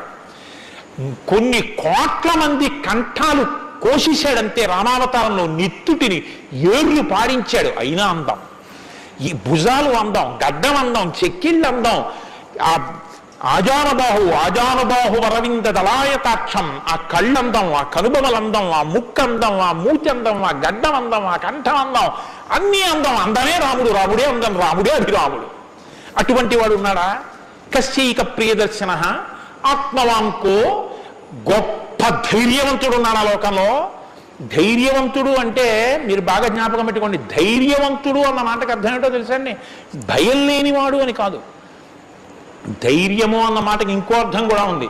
ధైర్యము అంటే తాను ఏ పని మీద బయలుదేరాడో ఆ పనికి అనుగుణమైనటువంటి సంభారములను మాత్రమే దగ్గరుంచుకుని ఆ పని మీద మాత్రమే దృష్టి పెట్టి ఆ పనిని పాడు చేసేటటువంటి ఏ ఇతర ఆకర్షణీయమైనటువంటి వ్యవహారమైనా త్రోసి రాజని విడిచిపెట్టగలిగినటువంటి పూనిక ఉన్నవాడు ఉన్నాడా?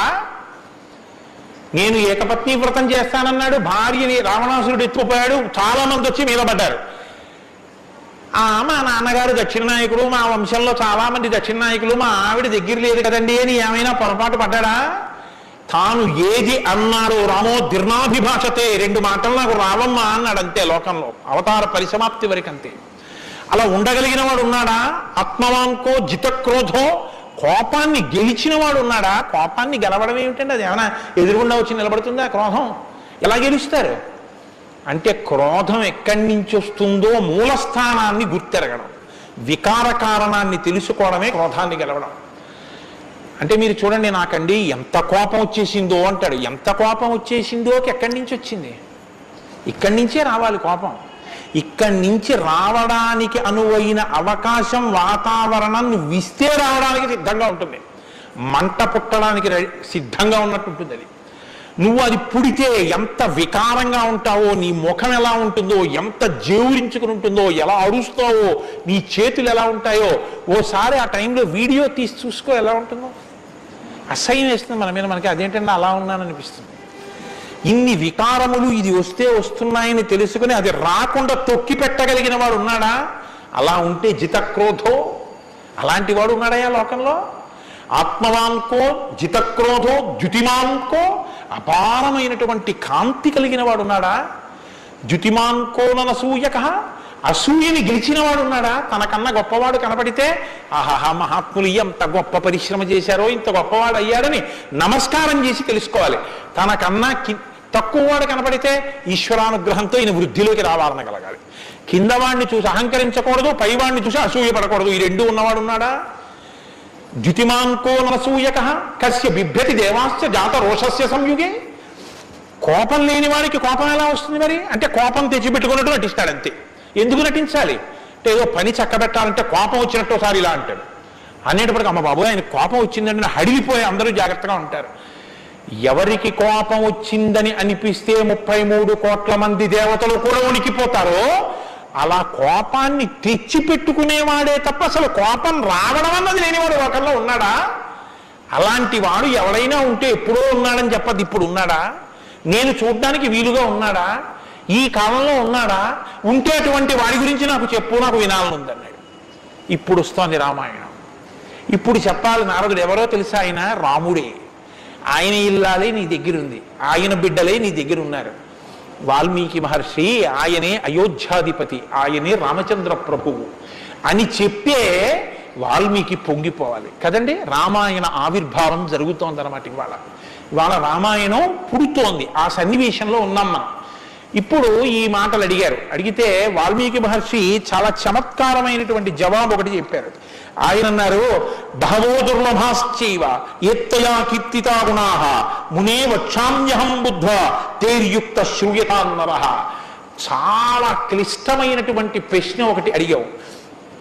సాధారణంగా లోకంలో మానవుల్లో నువ్వు అడిగినటువంటి 16 గుణములు ఒక వ్యక్తి యందు ప్రకాశించేటటువంటి వాడు ఉండడు.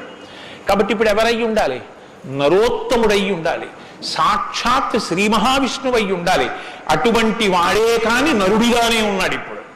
ఆయన విష్ణు అంటే ఆయనే అంగీకరించాడు. ఆయన నేను నరుణ్ణి అంటాడు, నేను దాశరథిని అంటాడు, నేను దశరథ మహారాజు కొడుకునయ్యా అంటాడు. నరుడిగా ఈ లోకంలో తిరుగుతున్నవాడు ఉన్నాడు. అటువంటి వాడి గురించి చెప్తాను, జాగ్రత్తగా వినన్నాడు. ఇది సంక్షేప రామాయణం. 100 శ్లోకాలతో ఇక్కడ ప్రతిరోజు సంక్షేప రామాయణం జరుగుతోంది అని అన్నారే. సంక్షేప రామాయణాన్ని పెద్దలు సంప్రదాయంలో ఏమని పిలుస్తారో తెలుసండి? మాలామంత్రము అని పిలుస్తారు. ఎందుకంటే శారదా తిలకము అని మంత్రాల గురించి చెప్పేటటువంటిది, బీజాక్షరాల గురించి చెప్పే విషయం ఒకటి ఉంది. అందులో 10 అక్షరాలు మంత్రంలో దాటిపోతే దాన్ని మాలామంత్రములని పిలుస్తారు. 100 శ్లోకములతో ఉన్న సంక్షేప రామాయణం మాలా మంత్రం. అందుకే సంక్షేప రామాయణాన్ని పారాయణ చేస్తే అది రక్షణ చేస్తుంది. మననాత్ త్రాయితే ఇది మంత్ర. దాన్ని మననం చేస్తే అది కాపాడుతుంది. సంక్షేప రామాయణం కూడా అలా కాపాడుతుంది. సద్గురువైనటువంటి నారద మహర్షి నోటిలోంచి పుట్టింది సంక్షేప రామాయణం. యోగులు రమించడం అంటే బాహ్యంలో తిరిగేటటువంటి మనస్సుని బుద్ధిని నిగ్రహించి వెనక్కి తిప్పి ఆత్మలోకి దింపి తాను ఒకటిగా నిలబడిపోయి పొందేటటువంటి ఆనందమేదో అది సాకారములు పొందితే రాముడు. కాబట్టి యోగులు రమించేటటువంటి స్వరూపమేదో దానికి రామ అని పేరు. కాబట్టి రామో నామ జనైశ్రుత నియతాత్మా మహావీర్యో ద్యుతిమాన్ ధృతిమాన్ వసి. నువ్వు చెప్పినటువంటి గుణములన్నీ ఉన్నవాడు, దానితో పాటుగా వసి ఇంద్రియములను నిగ్రహించినటువంటి వాడు. ఇంద్రియాలను నిగ్రహించడం అన్న మాట మీరు రామాయణంలో చాలా జాగ్రత్తగా గమనించి తెలుసుకోవలసింది. ఇంద్రియాలని నిగ్రహించడం అంటే ఏమిటో తెలుసండి? మనసు దేన్ని చూస్తే, దేన్ని వింటే కదిలిపోతుందో, ప్రశాంతంగా ఉన్నది అలజడిని పొందుతుందో దాన్ని చూడకుండా, దాన్ని వినకుండా బలవంతంగా నిగ్రహించడం ఎటువంటిదో తెలుసా అండి? ఒక త్రాచుపాము అలా వెళ్ళిపోతుంది, గభాల్ని ఇలా చూశాడు, అయ్య బాబాయ్ త్రాచుపాము పెద్ద గెంతు గెంతాడు. అది అకస్మాత్తుగా ఏమైందంటే ఆ గెంతడంలో త్రాచుపాము యొక్క పడగ మీద 2 కాళ్ళు వేసి తొక్కాడు. ఇప్పుడు త్రాచుపాము తల పైకి ఎత్తలేకపోతుంది. ఇప్పుడు తను త్రాచుపాము నా కాళ్ళ కింద ఉంది, నన్ను ఏం చేస్తుంది అని ఉండగలడని మీరు అనుకుంటున్నారా? అతను గడగడగడగడగడ ఉడికిపోతూ చెమటలు పట్టేస్తున్నాయి. ఎందుకంటే నేను త్రాచుపాము మీద ఉన్నాను, అది తోక కదుపుతోంది, తోకతో కాళ్ళు చుడుతోంది. ఈ కంగారులో ఏం చేస్తాడంటే త్రాచుపాము మీద తాను నిలబడి ఉండగా ఇక త్రాచుపాము తను ఏం చెయ్యలేదన్న స్థితిలో ఉన్నా ఎప్పుడో ఒకప్పుడు త్రాచుపాము మీద కాళ్ళు తీసేస్తాడు, కంగారు పడిపోయి తీసేస్తాడు. ఎప్పుడో అప్పుడు కాళ్ళు తీయడం కోసమే పాము చూస్తుంటుంది, కాటు వేసేసి పుట్టలోకి వెళ్ళిపోతుంది, లేకపోతే ఎక్కడికో వెళ్ళిపోతుంది. రావణుడు చేసే తపస్సు, రావణుని యొక్క ఇంద్రియ నిగ్రహం అటువంటివి. బలవంతంగా అణిచి పెడతాడు. అవకాశం రాగానే అది ఒక్కసారి జడలు విప్పి ప్రళయతాండవం చేసి రావణుణ్ణి పడగొడుతుంది. మండోదరి చెప్పింది ఈ మాట, నా సొంతం కాదు. రాముడు అలా కాదు, విచారణ చేసి ఉంటాడు. అర్థమనర్థం భావయనిత్యం అంటారు శంకరాచార్యులు వారు. నారీస్తన భరణాభీదేశం దృష్ట్యా మాగా మోహావేశం ఏతత్ మాంసవసాది వికారం మనసి విచింత్య వారం వారం అంటారు. మనసు దేని చేత కదిలిపోతుందో దాని యథార్థ స్వరూపాన్ని బాగా విచారణ చేస్తాడు. విచారణ చేసి ఈ పాటి దానిక నా ఒంట్లో ఉన్నటువంటి శక్తి అంతటినీ ఖర్చు చేసేస్తున్నాను అని మనసుని మరల్చే ప్రయత్నం చేసి ఆ వస్తువు తన కళ్ళ ముందు కనపడినా ఇంకా ఆయన మనసు చెక్కు చెదరదు, ఆ స్థితిని పొందుతాడు. ఇది శంకరాచార్యులు వారు నేర్పుతారు లోకానికి. గురువు చెప్పే మాట అంటే అలా ఉంటుంది. ఆయన ఎంత చమత్కారంగా అన్నారో చూడండి. నారీస్తన భరణాభీదేశం దృష్ట్యా మోగా మోహావేశం. ఎందుకంత వెర్రెక్కిపోతున్నావు? యవ్వనం ఒంట్లో ఉండి ఓపికన్న కాలంలో నీ శరీరం కన్నా స్త్రీ శరీరంలో 2 వికారాలు ఉన్నాయి. శరీరపు ఊర్ధ్వభాగంలో 2 చోట్ల మాంసపు ముద్దలు పైకి పొటమరించాయి. శరీర అధోభాగంలో మాంసము కొంత లోపలికి వెళ్ళి ఉంది. ఈ 2 వికారాల కోసం నీ శరీరంలో ఉన్న సమస్త శక్తిని నశింప చేసుకున్నావు. ఇదా నీకు నరజన్మ ప్రయోజనం? మనసి విచింత్య వారం వారం, దీన్ని బాగా ఆలోచించు అన్నది. ఇది పట్టుకుందనుకోండి, కంటిని మనసుని కంటితో చూడడం వల్ల కదపగలిగిన మనసుకి ఇప్పుడు ఆ వస్తువు కనపడినా ఇక మనసు కదలదు. ఇది ఇంద్రియ నిగ్రహం అంటే. ఇంద్రియాలని జయించడం అంటే అది. ఇది రాముడు. అందుకే ధృతిమాన్ వసి, అపారమైన శక్తితో ఉంటాడు, సంకల్ప శక్తితో ఉంటాడు, ఇంద్రియములను జయించిన వాడై ఉంటాడు. బుద్ధిమాన్ నీతిమాన్ వాగ్మి శ్రీమాన్ శత్రునిబర్హణ విపులాంసో మహాబాహు కంబుగ్రీవో మహాహను. నిజంగా శ్రీరామాయణాన్ని ప్రతి శ్లోకం ప్రతి మాట వ్యాఖ్యానం చేస్తే 42 రోజులు ఏమిటండి? నేను రిటైర్ అయిపోయే వరకు చెప్పినా శ్రీరామాయణం అయ్యేదేం కాదు, కానీ ఏదో 42 రోజుల్లో పూర్తి చేశాను అనిపించుకోవడం అంతే. కాబట్టి బుద్ధిమాన్ నీతిమాన్ వాగ్మి, అన్ని విద్యలు తెలుసున్నవాడు, శ్రీమాన్ ఐశ్వర్యం ఉన్నవాడు, శత్రు నిబర్హణ శత్రువులను నిగ్రహించగలిగిన వాడు, విపులాంశో ఎత్తైన మూపున్నవాడు, మహాబాహు బలిశిర బాహువులున్నవాడు, కంబుగ్రీవో శంఖం వంటి కంఠం ఉన్నవాడు, మహాహను ఎత్త చెక్కిళ్ల పైభాగం చాలా ఉన్నతంగా ఉన్నటువంటి వాడు. అటువంటి మహానుభావుడు ఈ లోకంలోనే ఉన్నాడు. ప్రజాపతి సమశ్రీమాం ధాతారి పురుషూదన రక్షితా జీవలోకస్య ధర్మస్య పరిరక్షిత రక్షితా స్వస్య ధర్మస్య స్వజనస్య రక్షిత వేదంగతత్వజ్ఞో ధనుర్వేదే చ నిష్ఠిత. ఎంత గొప్పగా మాట్లాడారండి నారద మహర్షి. నిజంగా ప్రజాపతి సమశ్రీమాన్, ఈ ప్రపంచాన్నంతటినీ పోషించగలిగినటువంటి వాడు, సాక్షాత్ శ్రీ మహావిష్ణువు. ధాతారి పునిషూదన శత్రువులను నిగ్రహించగలిగిన వాడు, రక్షితా జీవలోకస్య ఈ లోకాలన్నింటినీ రక్షించగలిగిన వాడు, ధర్మస్య పరిరక్షిత ధర్మాన్ని రక్షించేటటువంటి వాడు. ధర్మాన్ని రక్షిస్తాడు కాబట్టి అధర్మాన్ని నిగ్రహిస్తాడు కూడా. ధర్మస్య పరిరక్షిత రక్షిత స్వస్య ధర్మస్య, తన ధర్మాన్ని తాను రక్షించుకుంటాడు. రక్షిత స్వస్య ధర్మస్య స్వజనస్య చ రక్షిత, అందరినీ రక్షిస్తే మరి స్వజనులు ఎవరు అంటే ఆయననే నమ్ముకుని ఉన్న వాళ్ళెవరో ఆ వారి రక్షణ యందు మరింత అప్రమత్తంగా ఉండేటటువంటి స్వరూపం ఉన్నటువంటి వాడు.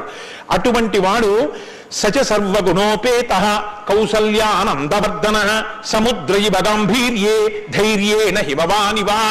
ఇందులోంచేనండి వాల్మీకి మహర్షి చెప్పిన శ్లోకాల్లోంచే తర్వాత ఉపమానాలన్నీ వచ్చాయి. ఇప్పటికీ మనం చూడండి ఆయన మేరునగ ధీరుడండి అంటాం. ఆయన్ని పోల్చి చెప్పేటప్పుడు హిమవత్ పర్వతము వంటి వాడు, సముద్రము వంటి గాంభీర్యం ఉన్నవాడు అని చెప్పారు నారద మహర్షి. సముద్రం చూడండి ఎంత గంభీరంగా ఉంటుందో. సముద్రం కడుపులో ముత్యాలు, రత్నాలు, వజ్రాలు ఇన్ని ఉంటాయి. ఇన్ని ఉన్నా కప్పి ఉంచుతుంది. సముద్రంలో బడబాగ్ని ఉంటుంది, కానీ తాను మాత్రం చల్లగా ఉంటుంది. సముద్రం ఒడ్డుకొస్తుంది, వచ్చి మీ కాళ్ళు తాను కడుగుతుంది. శాతకానిది ఎదురొచ్చి మీ కాళ్ళు కడిగిందని మీరు ధూర్తతనంతో లోపలికెడితే మిమ్మల్ని తనలో కలుపుకుంటుంది. ఎదురొచ్చి మీ దగ్గరికి వస్తోంది కదా అని మీ కాలి చెప్పు తీసి అందులో వేస్తే తీసుకొచ్చి అవతల బారేస్తుంది ఒడ్డున. ఇది సముద్రం యొక్క గాంభీర్యం. తాను ఉప్పు కయ్యగా ఉంటుంది, పర్వదిన స్నానానికి పనికొస్తుంది. ఇన్నిటిని కప్పిపుచ్చి నిలబడగలిగినటువంటి స్వరూపం సముద్రం. కడుపులో బడబాగ్ని ఉన్న, సీతాపహరణమే జరిగిన, తండ్రే మరణించిన, రాజ్యమే పోయిన, అరణ్యంలో తిరిగిన, జుట్టు తీసేసిన, జిల్లేడు పాలు పోసుకుని ఆఖరికి ఆ జటలు కట్టుకున్న, నారచీర కట్టుకున్న, పాదాలకి చెప్పులే లేకపోయినా, అగ్నిహోత్రాన్ని చంకన తగిలించుకున్న, అడవిలో మృగాన్ని బాణం పెట్టి కొట్టి చర్మం ఒలిచి మాంసం తీసి తెచ్చి సీతమ్మ వండితే తప్ప తినలేని స్థితిలో రాజారాముడైనటువంటి వాడు బ్రతకవలసి వచ్చిన తెల్లవారుజామున 4 గంటల సమయంలో దాహమేస్తున్న ఏనుగు నదిలో తొండం పెట్టి నీళ్లు తాగడానికి కూడా భయపడినంత చలికాలంలో కూడా వెళ్ళి స్నానం చెయ్యగలిగిన మొనగాడు. ఇన్ని కష్టాలు కడుపులో పెట్టుకుని కూడా పైకి చెక్కు చెదరకుండా ఉండగలిగినటువంటి గంభీరమూర్తి ఆయన యా రాముడంటే అన్నాడు నారదుడు. కాబట్టి సముద్రయివ గాంభీర్యే ధైర్యేణ హిమవానివా, ధైర్యంలో హిమవత్ పర్వతం వంటివాడు. పర్వతాన్ని చూడండి, వర్షధారల చేత కొట్టబడుతుంది, పిడుగులు పడిపోతాయి. ఆ పర్వతం మీదే చెట్లు పెరుగుతాయి, ఆ పర్వతం మీదే సింహాలు తిరుగుతాయి, పులులు తిరుగుతాయి. ఆ సముద్రానికి కన్నాలు పెట్టి పావులు పడుకుంటాయి. చిట్టెలుకలు కన్నాలు చేసి ఆ పర్వత పాదాల మీద తిరుగుతుంటాయి. ఎలుక కన్నం పెట్టి తనలో దూరిందని బెంగపెట్టుకోదు, ఒక ధూర్తుడు కాళ్లతో పైకెక్కాడని బెంగపెట్టుకోదు, వర్షధారలు కొట్టాయని కదలదు, పిడుగులు పడ్డాయని చెక్కు చెదరదు, పులులు సింహాలు తిరుగుతున్నాయని బెంగపెట్టుకోదు, మహాత్ములు తన మీద నడుస్తున్నారని పొంగిపోదు, తన మీద ఈశ్వరుడి దేవాలయం కట్టారని పరవశించిపోదు, తను అలాగే నిలబడి ఉంటుంది. చెక్కు చెదరక నిలబడగలిగినటువంటి పర్వతం ఎటువంటిదో రాముడు అటువంటి వాడు.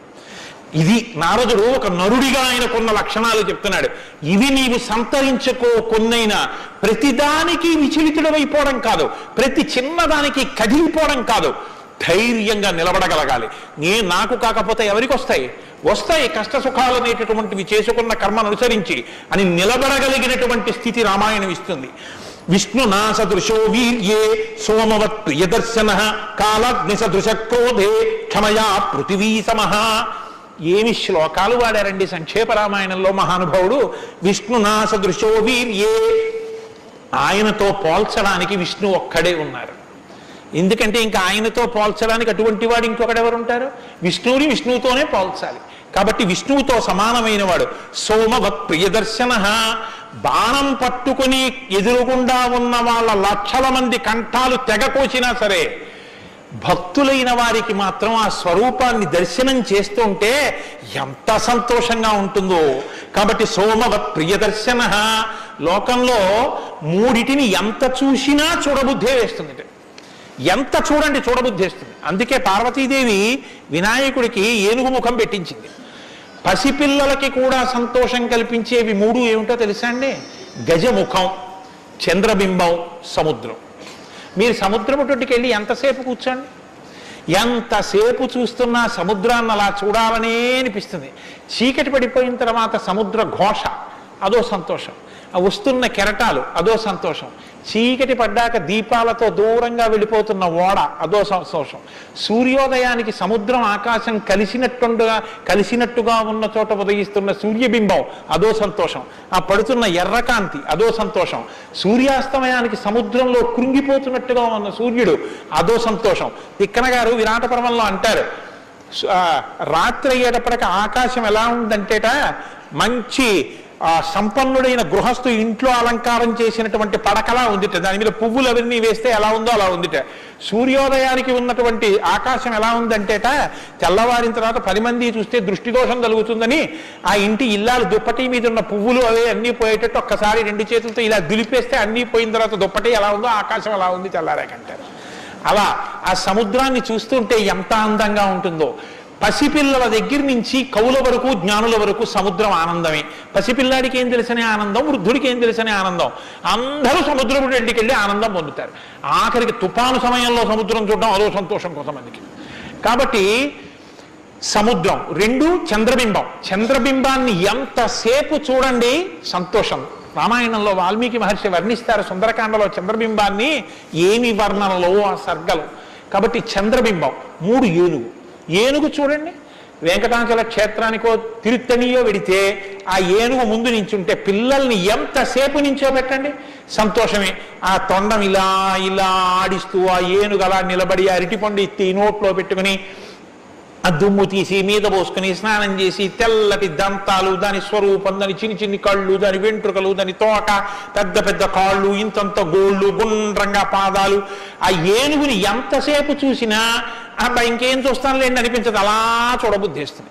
అలా చూడబుద్ధి వేస్తుంది. కాబట్టి ధ్యానం చేసేటప్పుడు ముందు గణపతి యొక్క ముఖాన్ని తదేకంగా చూస్తే ఆ ధ్యాన నిష్ట చేత విఘ్నములు తొలగిపోతాయి. కాబట్టి పరమేశ్వరుడు అందరూ తొందరగా దృష్టి పెట్టి చూడడానికి వైముఖ్యం కలగనటువంటి ముఖాన్ని నా కొడుక్కి పెడితే అందరికీ ఉపకారం జరుగుతుందని ఏనుగు తలకాయ తీసుకొచ్చి వినాయకుడికి పెట్టాడు. అది కారణం. వినాయకుడికి ఏనుగు తలకాయ ఉండడానికి కారణాల్లో అదొకటి. కాబట్టి నా సదృశో విష్ణు నా సదృశో వీర్యే సోమవత్ ప్రియదర్శన కాలాగ్ని సదృశ క్రోధే. క్రోధం, కోపం వచ్చిందా కాలాగ్ని ఎటువంటిదో అటువంటి వాడు. క్షమయా పృథివీ సమః. ఈ భూమికి ఎంత ఓర్పు, రాముడికి అంత ఓర్పు. నిద్ర వేస్తూనే భూమిని తంతాం, భరిస్తుంది. మలమూత్రాలు భూమి మీద విసర్జిస్తాం, భరిస్తుంది. ఉమ్మి భూమి మీద వేస్తాం, ఊరుకుంటుంది. పోనీ ఏదో పొరపాటున వచ్చింది వేరు. కావాలని ఒక రకమైన తాంబూలం వేసుకుని ఉమ్మడమే ప్రయోజనంగా నెత్తురు కక్కుకునేవాడు కక్కుకున్నట్టు భూమి మీద ఎర్రటి మరకలు పడేటట్టు అదే పనిగా ఉమ్మి వేసేటటువంటి వాడిని కూడా భరించినటువంటి భూమాత యొక్క ఓర్పుని ఎంత స్తోత్రం చేయాలి నిజంగా. కాబట్టి అన్నం కావాలి, నాగలి పెట్టి అమ్మ గుండెల మీద చీరుతాం. ఇల్లు కట్టుకోవాలి, శంకుస్థాపన పేరుతో గుణపాలు పెట్టి అమ్మ గుండెల మీద గుచ్చుతాం. ఆఖరికి ఇంత సంపాదించి ఇంత కీర్తి తెచ్చి మా నాన్నగారు, మా బాబాయ్ గారు, మా మేనమామ, మా ఆయన ఇన్ని బంధుత్వాలు పెట్టుకున్న వాళ్ళు ఆ ఊపిరి ఆగిపోగానే తీసుకెళ్లి బయట చిరిగిపోయిన బొంతో చాపో వేసి పడుకోబెట్టి కొత్త చాప తెచ్చి 4 కర్రలకేసి తాడేసి కట్టి తీసుకెళ్లిపోతుంటే ఆఖరణ పుచ్చుకునేది ఈ తల్లి ఒక్కతే. ఎవరు ఇంట్లో ఒక్క రాత్రి కూడా ఉంచుకోరు. యావత్ పవనో నివసతి దేహే తావత్ పృచ్ఛతి కుశలంగేహే గతవతి వాయు దేహాపాయే భార్యా బిభ్యతి తస్మిన్ కాయే అంటారు శంకర భగవత్పాదులు. అటువంటి ఈ తల్లిది ఎంత ఓర్పో.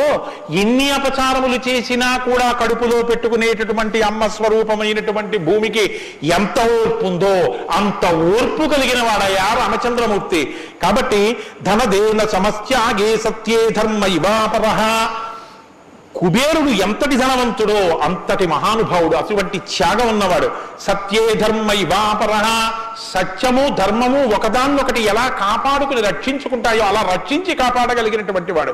తమేవం గుణ సంపన్నం రామం సత్యపరాక్రమం. ఇన్ని గుణములు కలిగినటువంటి రామచంద్రమూర్తి సాక్షాత్తుగా సత్యపరాక్రముడైనటువంటి వ్యక్తి. ఆయన పరాక్రమం సత్యమే పరాక్రమముగా కలిగినటువంటి వాడు. అటువంటి వాడు రామచంద్రమూర్తిని ఆ రాముని యొక్క కథని సంక్షేపంగా చెప్పారు. సంక్షేపంగా అంటే వివరంగా కాదు, బాగా గుర్తుపెట్టుకోండి.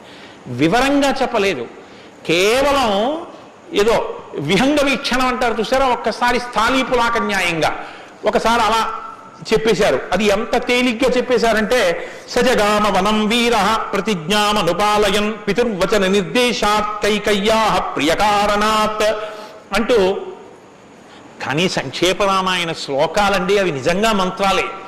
దశరథ మహారాజు గారు లేక లేక లేక లేక సంతానం కలగలేదని బెంగ పెట్టుకుని అశ్వమేధయాగం చేసి తత్పాపాన్ని పోగొట్టుకుని పుత్రకామేష్టి చేస్తే యజ్ఞపురుషుడు ఆవిర్భవించి ప్రసాదాన్ని ఇస్తే ఆ పాయసాన్ని అనురూపలైనటువంటి తన భార్యలు స్వీకరిస్తే పెద్ద భార్య అయినటువంటి కౌసల్యాదేవి యొక్క గర్భాన్ని జనించినటువంటి సాక్షాత్తు విష్ణుస్వరూపుడైన ధర్మాత్ముడైన రామచంద్రమూర్తి పినతల్లి అయిన కైకమ్మ 14 సంవత్సరములు అరణ్యవాసం చేసి రాజ్యాభిషేకాన్ని విడిచిపెట్టుకోవాలి రామచంద్రమూర్తిని 2 వరములు రాత్రికి రాత్రి దశరథ మహారాజు గారిని అడ్డుపెట్టి నిగ్రహిస్తే తండ్రిని సత్యవాక్యమునందు నిలబెట్టడం కోసమని రామచంద్రమూర్తి రాజ్యాన్ని పరిత్యజించి నారవస్త్రాలు కట్టుకుని చెప్పులు కూడా విడిచిపెట్టి మహానుభావుడు అరణ్యానికి బయలుదేరి వెళ్ళిపోతున్నారు. ఆ వెళ్ళిపోతున్నటువంటి సమయంలో రామస్య దయితా భార్య నిత్యం ప్రాణ సమాహిత జనకస్య కులే జాత దేవమాయేవ నిర్మిత సర్వలక్షణ సంపన్నా నారీణాముత్తమా సీతాప్యనుగత రామం శిశిరం రోహిణీ యథా. సాక్షాత్తుగా దేవమాయయే లోకంలో ఉన్న సౌందర్యమంతా రాశీభూతమై ఒక స్త్రీ రూపంలో వచ్చిందా అన్నంతగా కనపడేటటువంటి సీతమ్మ తల్లి, జనక మహారాజు గారి యొక్క పుత్రి, అయోనిజ అయినటువంటి తల్లి, స్త్రీలలో ఉత్తమమైనటువంటి రత్నంగా చెప్పబడినటువంటి తల్లి, సర్వలక్షణ సంపన్న అయినటువంటి సీతమ్మ చంద్రుణ్ణి రోహిణి ఎలా అనుసరిస్తుందో అలా కష్టసుఖాల్లో నీతో కలిసి ఉంటాను తప్ప నేను అంతఃపురంలో ఉండను అని చెప్పి రామచంద్రమూర్తితో కలిసి అరణ్యవాసానికి బయలుదేరింది. సోదరుడైనటువంటి లక్ష్మణుడు కూడా రామచంద్రమూర్తితో బయలుదేరాడు. ముగ్గురు అరణ్యవాసం చేస్తున్నటువంటి సమయంలో చిత్రకూట పర్వతం మీద ఉండగా తనకి రాజ్యం కావాలని భరతుడు కోరకపోయినా తల్లి వరం చేత రాజ్యాన్ని పొందడానికి అర్హుడైన భరతుడు మేనమావ గారి ఇంటి నుంచి తిరిగి వచ్చేసరికి దశరథ మహారాజు గారు ప్రాణాలు విడిచిపెడితే నాకు ఈ రాజ్యం వద్దని భరతుడు శత్రుఘ్నుడితో వశిష్ఠుడితో తల్లులతో కలిసి చిత్రకూట పర్వతం దగ్గరికి వెళ్ళి అన్నా రామా నాకొద్దు, ఈ రాజ్యం నువ్వే తీసేసుకోమని ఎంత నిగ్రహించినా ధర్మాత్ముడు సత్యవాక్య పరిపాలకుడైనటువంటి రామచంద్రమూర్తి నా తండ్రిని సత్యంలో నిలబెట్టడం కోసం నేను ఈ వనవాసానికి వచ్చాను తప్ప నాకు ఈ రాజ్యం అక్కర్లేదని స్వీకరించడం మానేసి తన పాదుకలను తీసుకెళ్లి భరతుడికి ఇస్తే భరతుడు పాదుకలను పట్టుకుని నందిగ్రామానికి వచ్చి సింహాసనం మీద పెట్టి రాజ్యం చేస్తుంటే మహానుభావుడు చిత్రకూట పర్వతం మీదే ఉన్నట్టయితే వచ్చినటువంటి తల్లులు సోదరులైనటువంటి భరత శత్రుఘ్నులు జ్ఞాపకానికి వస్తారని చిత్రకూటాన్ని విడిచిపెట్టి దండకారణ్యంలో ప్రవేశించి ఉన్నటువంటి సమయంలో అక్కడ ఉన్నటువంటి రాక్షసులలో ఒకటి అయినటువంటి శూర్పణక వచ్చి రామచంద్రమూర్తి యొక్క తమ్ముడైన లక్ష్మణుడు, లేదా సంక్షేప రామాయణం ప్రకారం రాముడంటే లక్ష్మణుడు చేసిన పని రాముడు చేసినట్టే,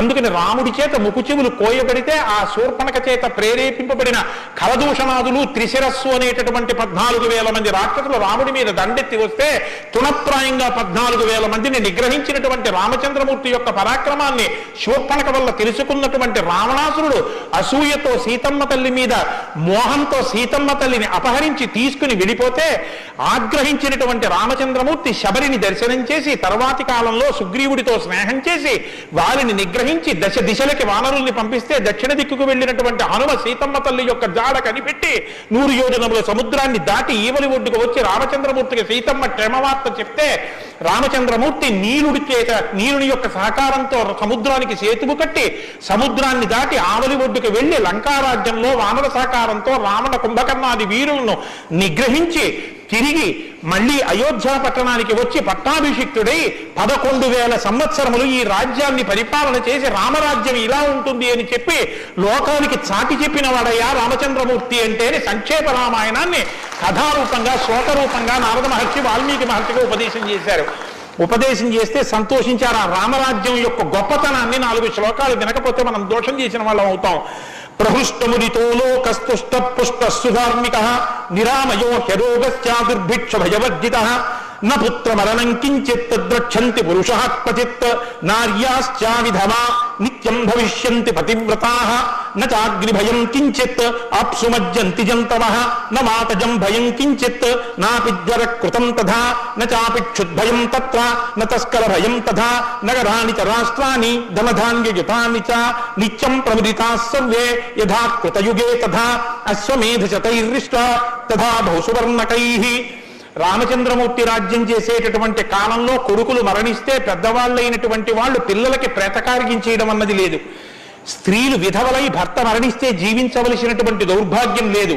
అందరూ పసుపు కుంకాలతో భర్త చేతుల మీద వెళ్ళిపోయేవారు.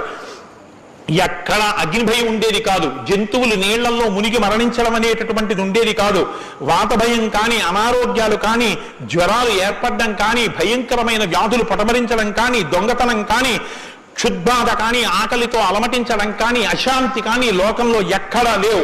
అశ్వమేధాది యాగములను చేసి ఎంతో మంది బ్రాహ్మణులకి బంగారాన్ని దానం చేశాడు. దవాం కోట్యయుతం దత్వా బ్రహ్మలోకం ప్రయాస్యతి అసంఖ్యేయం ధనం దత్వా బ్రాహ్మణేభ్యో మహాయశాః. కొన్ని కోట్ల గోవులు దానం చేశాడు, కొన్ని కోట్ల బంగారు నాణెములు దానం చేశాడు. దశవర్ష సహస్రాణి దశవర్ష శతాని చ రామో రాజ్యముపాసిత్వా బ్రహ్మలోకం గమిష్యతి. రామో రాజ్యం ఉపాసిత్వ, రాజ్యాన్ని ఉపాసన చేశాడు మహానుభావుడు. అంత గొప్ప పరిపాలన చేసి 11,000 సంవత్సరముల పరిపాలన తర్వాత బ్రహ్మలోకాన్ని చేరుకున్నాడు. ఇదం పవిత్రం పాపఘ్నం పుణ్యం వేదైశ్చ సంవితం. ఈ రామాయణ కథ ఉన్నదే, ఈ రామాయణ కథ పాపములన్నింటినీ పోగొడుతుంది. ఇది వేదములతో సమానమైనది. యప్పటే రామచరితం సర్వపాపై ప్రముచ్యతే. ఎవరు ఈ రామ కథని వింటున్నారో వాళ్ళకి సర్వ పాపములు తొలగిపోతాయి. సత్యం సత్యం పునఃసత్యం, ఇందులో అనుమానమేమీ లేదు. ఏతదాఖ్యానమాజుష్యం పఠన్ రామాయణం నరః. ఎవరు ఈ రామాయణాన్ని చదువుకుంటున్నారో వింటున్నారో వాళ్ళకి ఆయుష్యం నిలబడుతుంది, అపమృత్యు దోషం తొలగిపోతుంది. సపుత్ర పౌత్ర సగణ ప్రేత్య స్వర్గే మహీయతే.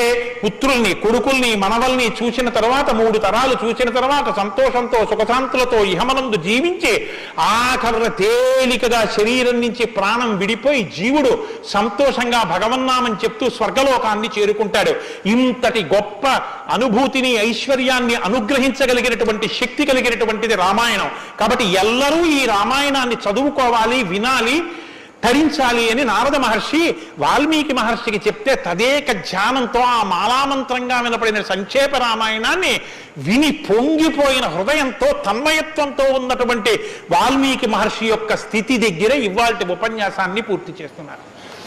రేపటి రోజున అసలు ఎలా ఆవిర్భవించిందో, తన్మయత్వంలో ఉన్న వాల్మీకి మహర్షి ఎలా బయలుదేరారో, రామాయణం ఎలా వచ్చిందో, ఏం జరిగిందో ఆ విషయాన్ని మీకు మనవి చేసి రామాయణ కథా ప్రారంభం చేసి అనుగ్రహాన్ని రామచంద్ర ప్రభు నాకు కృపచేయుగాక.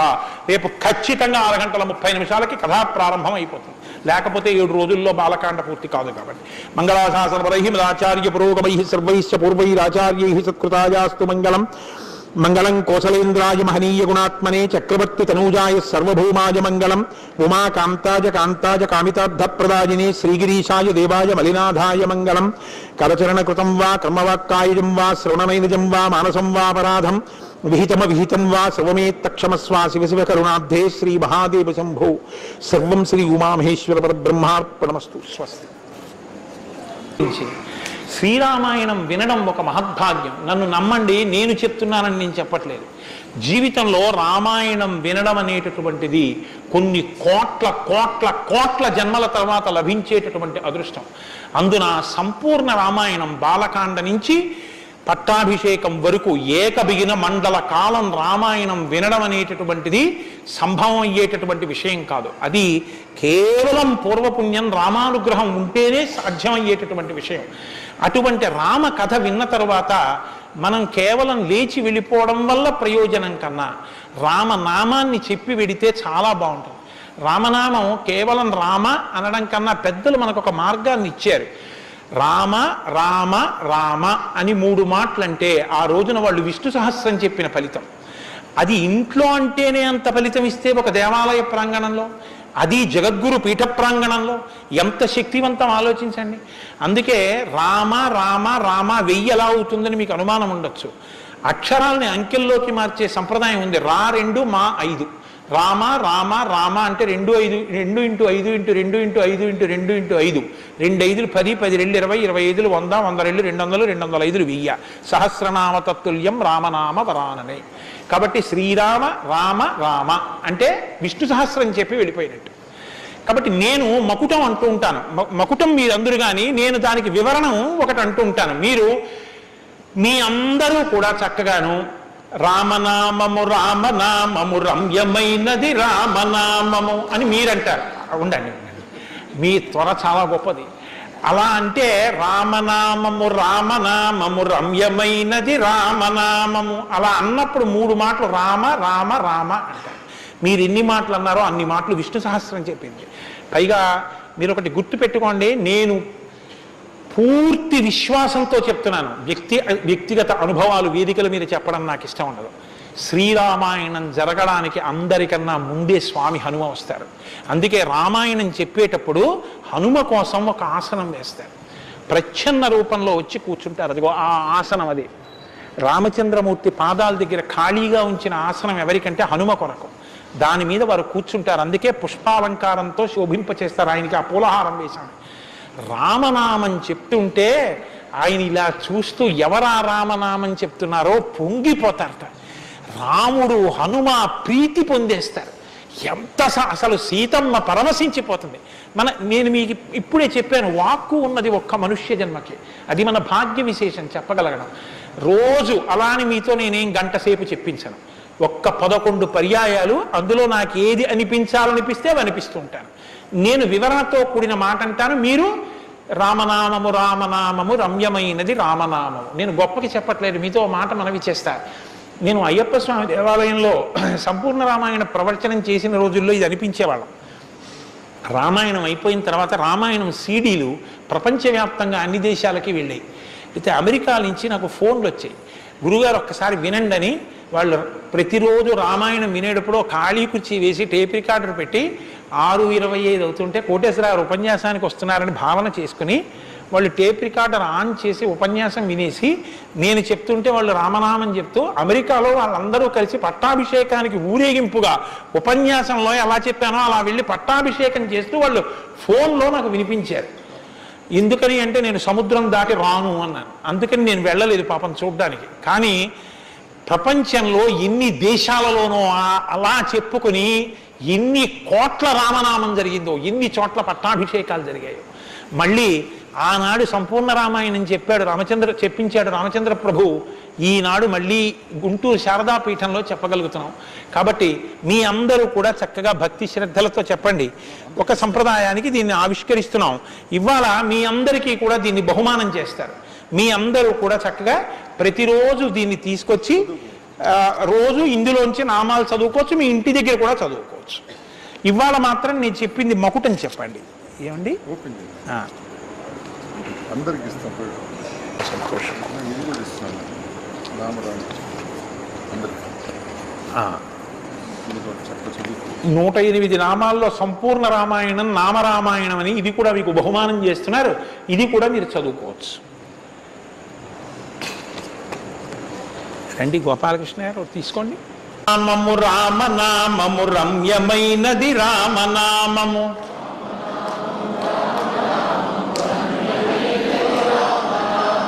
దారి నుండి గనడచు వారికి తోడు నీడే రామనామము. రామనామము రామనామము రమ్యమైనది రామనామము, నారదాది మహామునీంద్రులు నమ్మినది శ్రీరామనామము.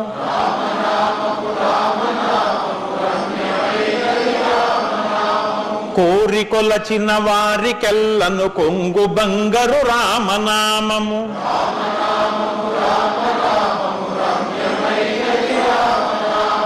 అండపిండ బ్రహ్మాండములకు ఆధారమైనది రామనామము.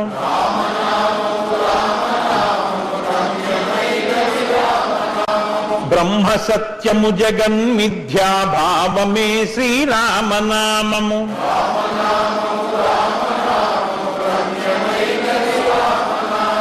ఆంజనేయుని వంటి భక్తుల నిర్వికారము నిర్వికల్పము నిర్గుణము శ్రీరామనామము.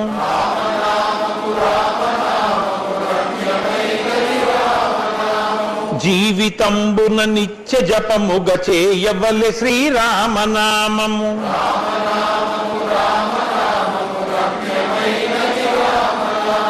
నిజ స్వరూపము బోధకంబగు తారకము శ్రీరామనామము.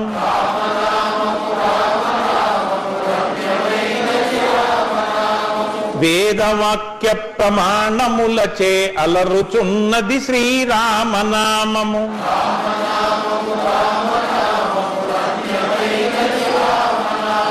తల్లి వలె రక్షించు సుజనుల నెల్ల కాలము రామనామము.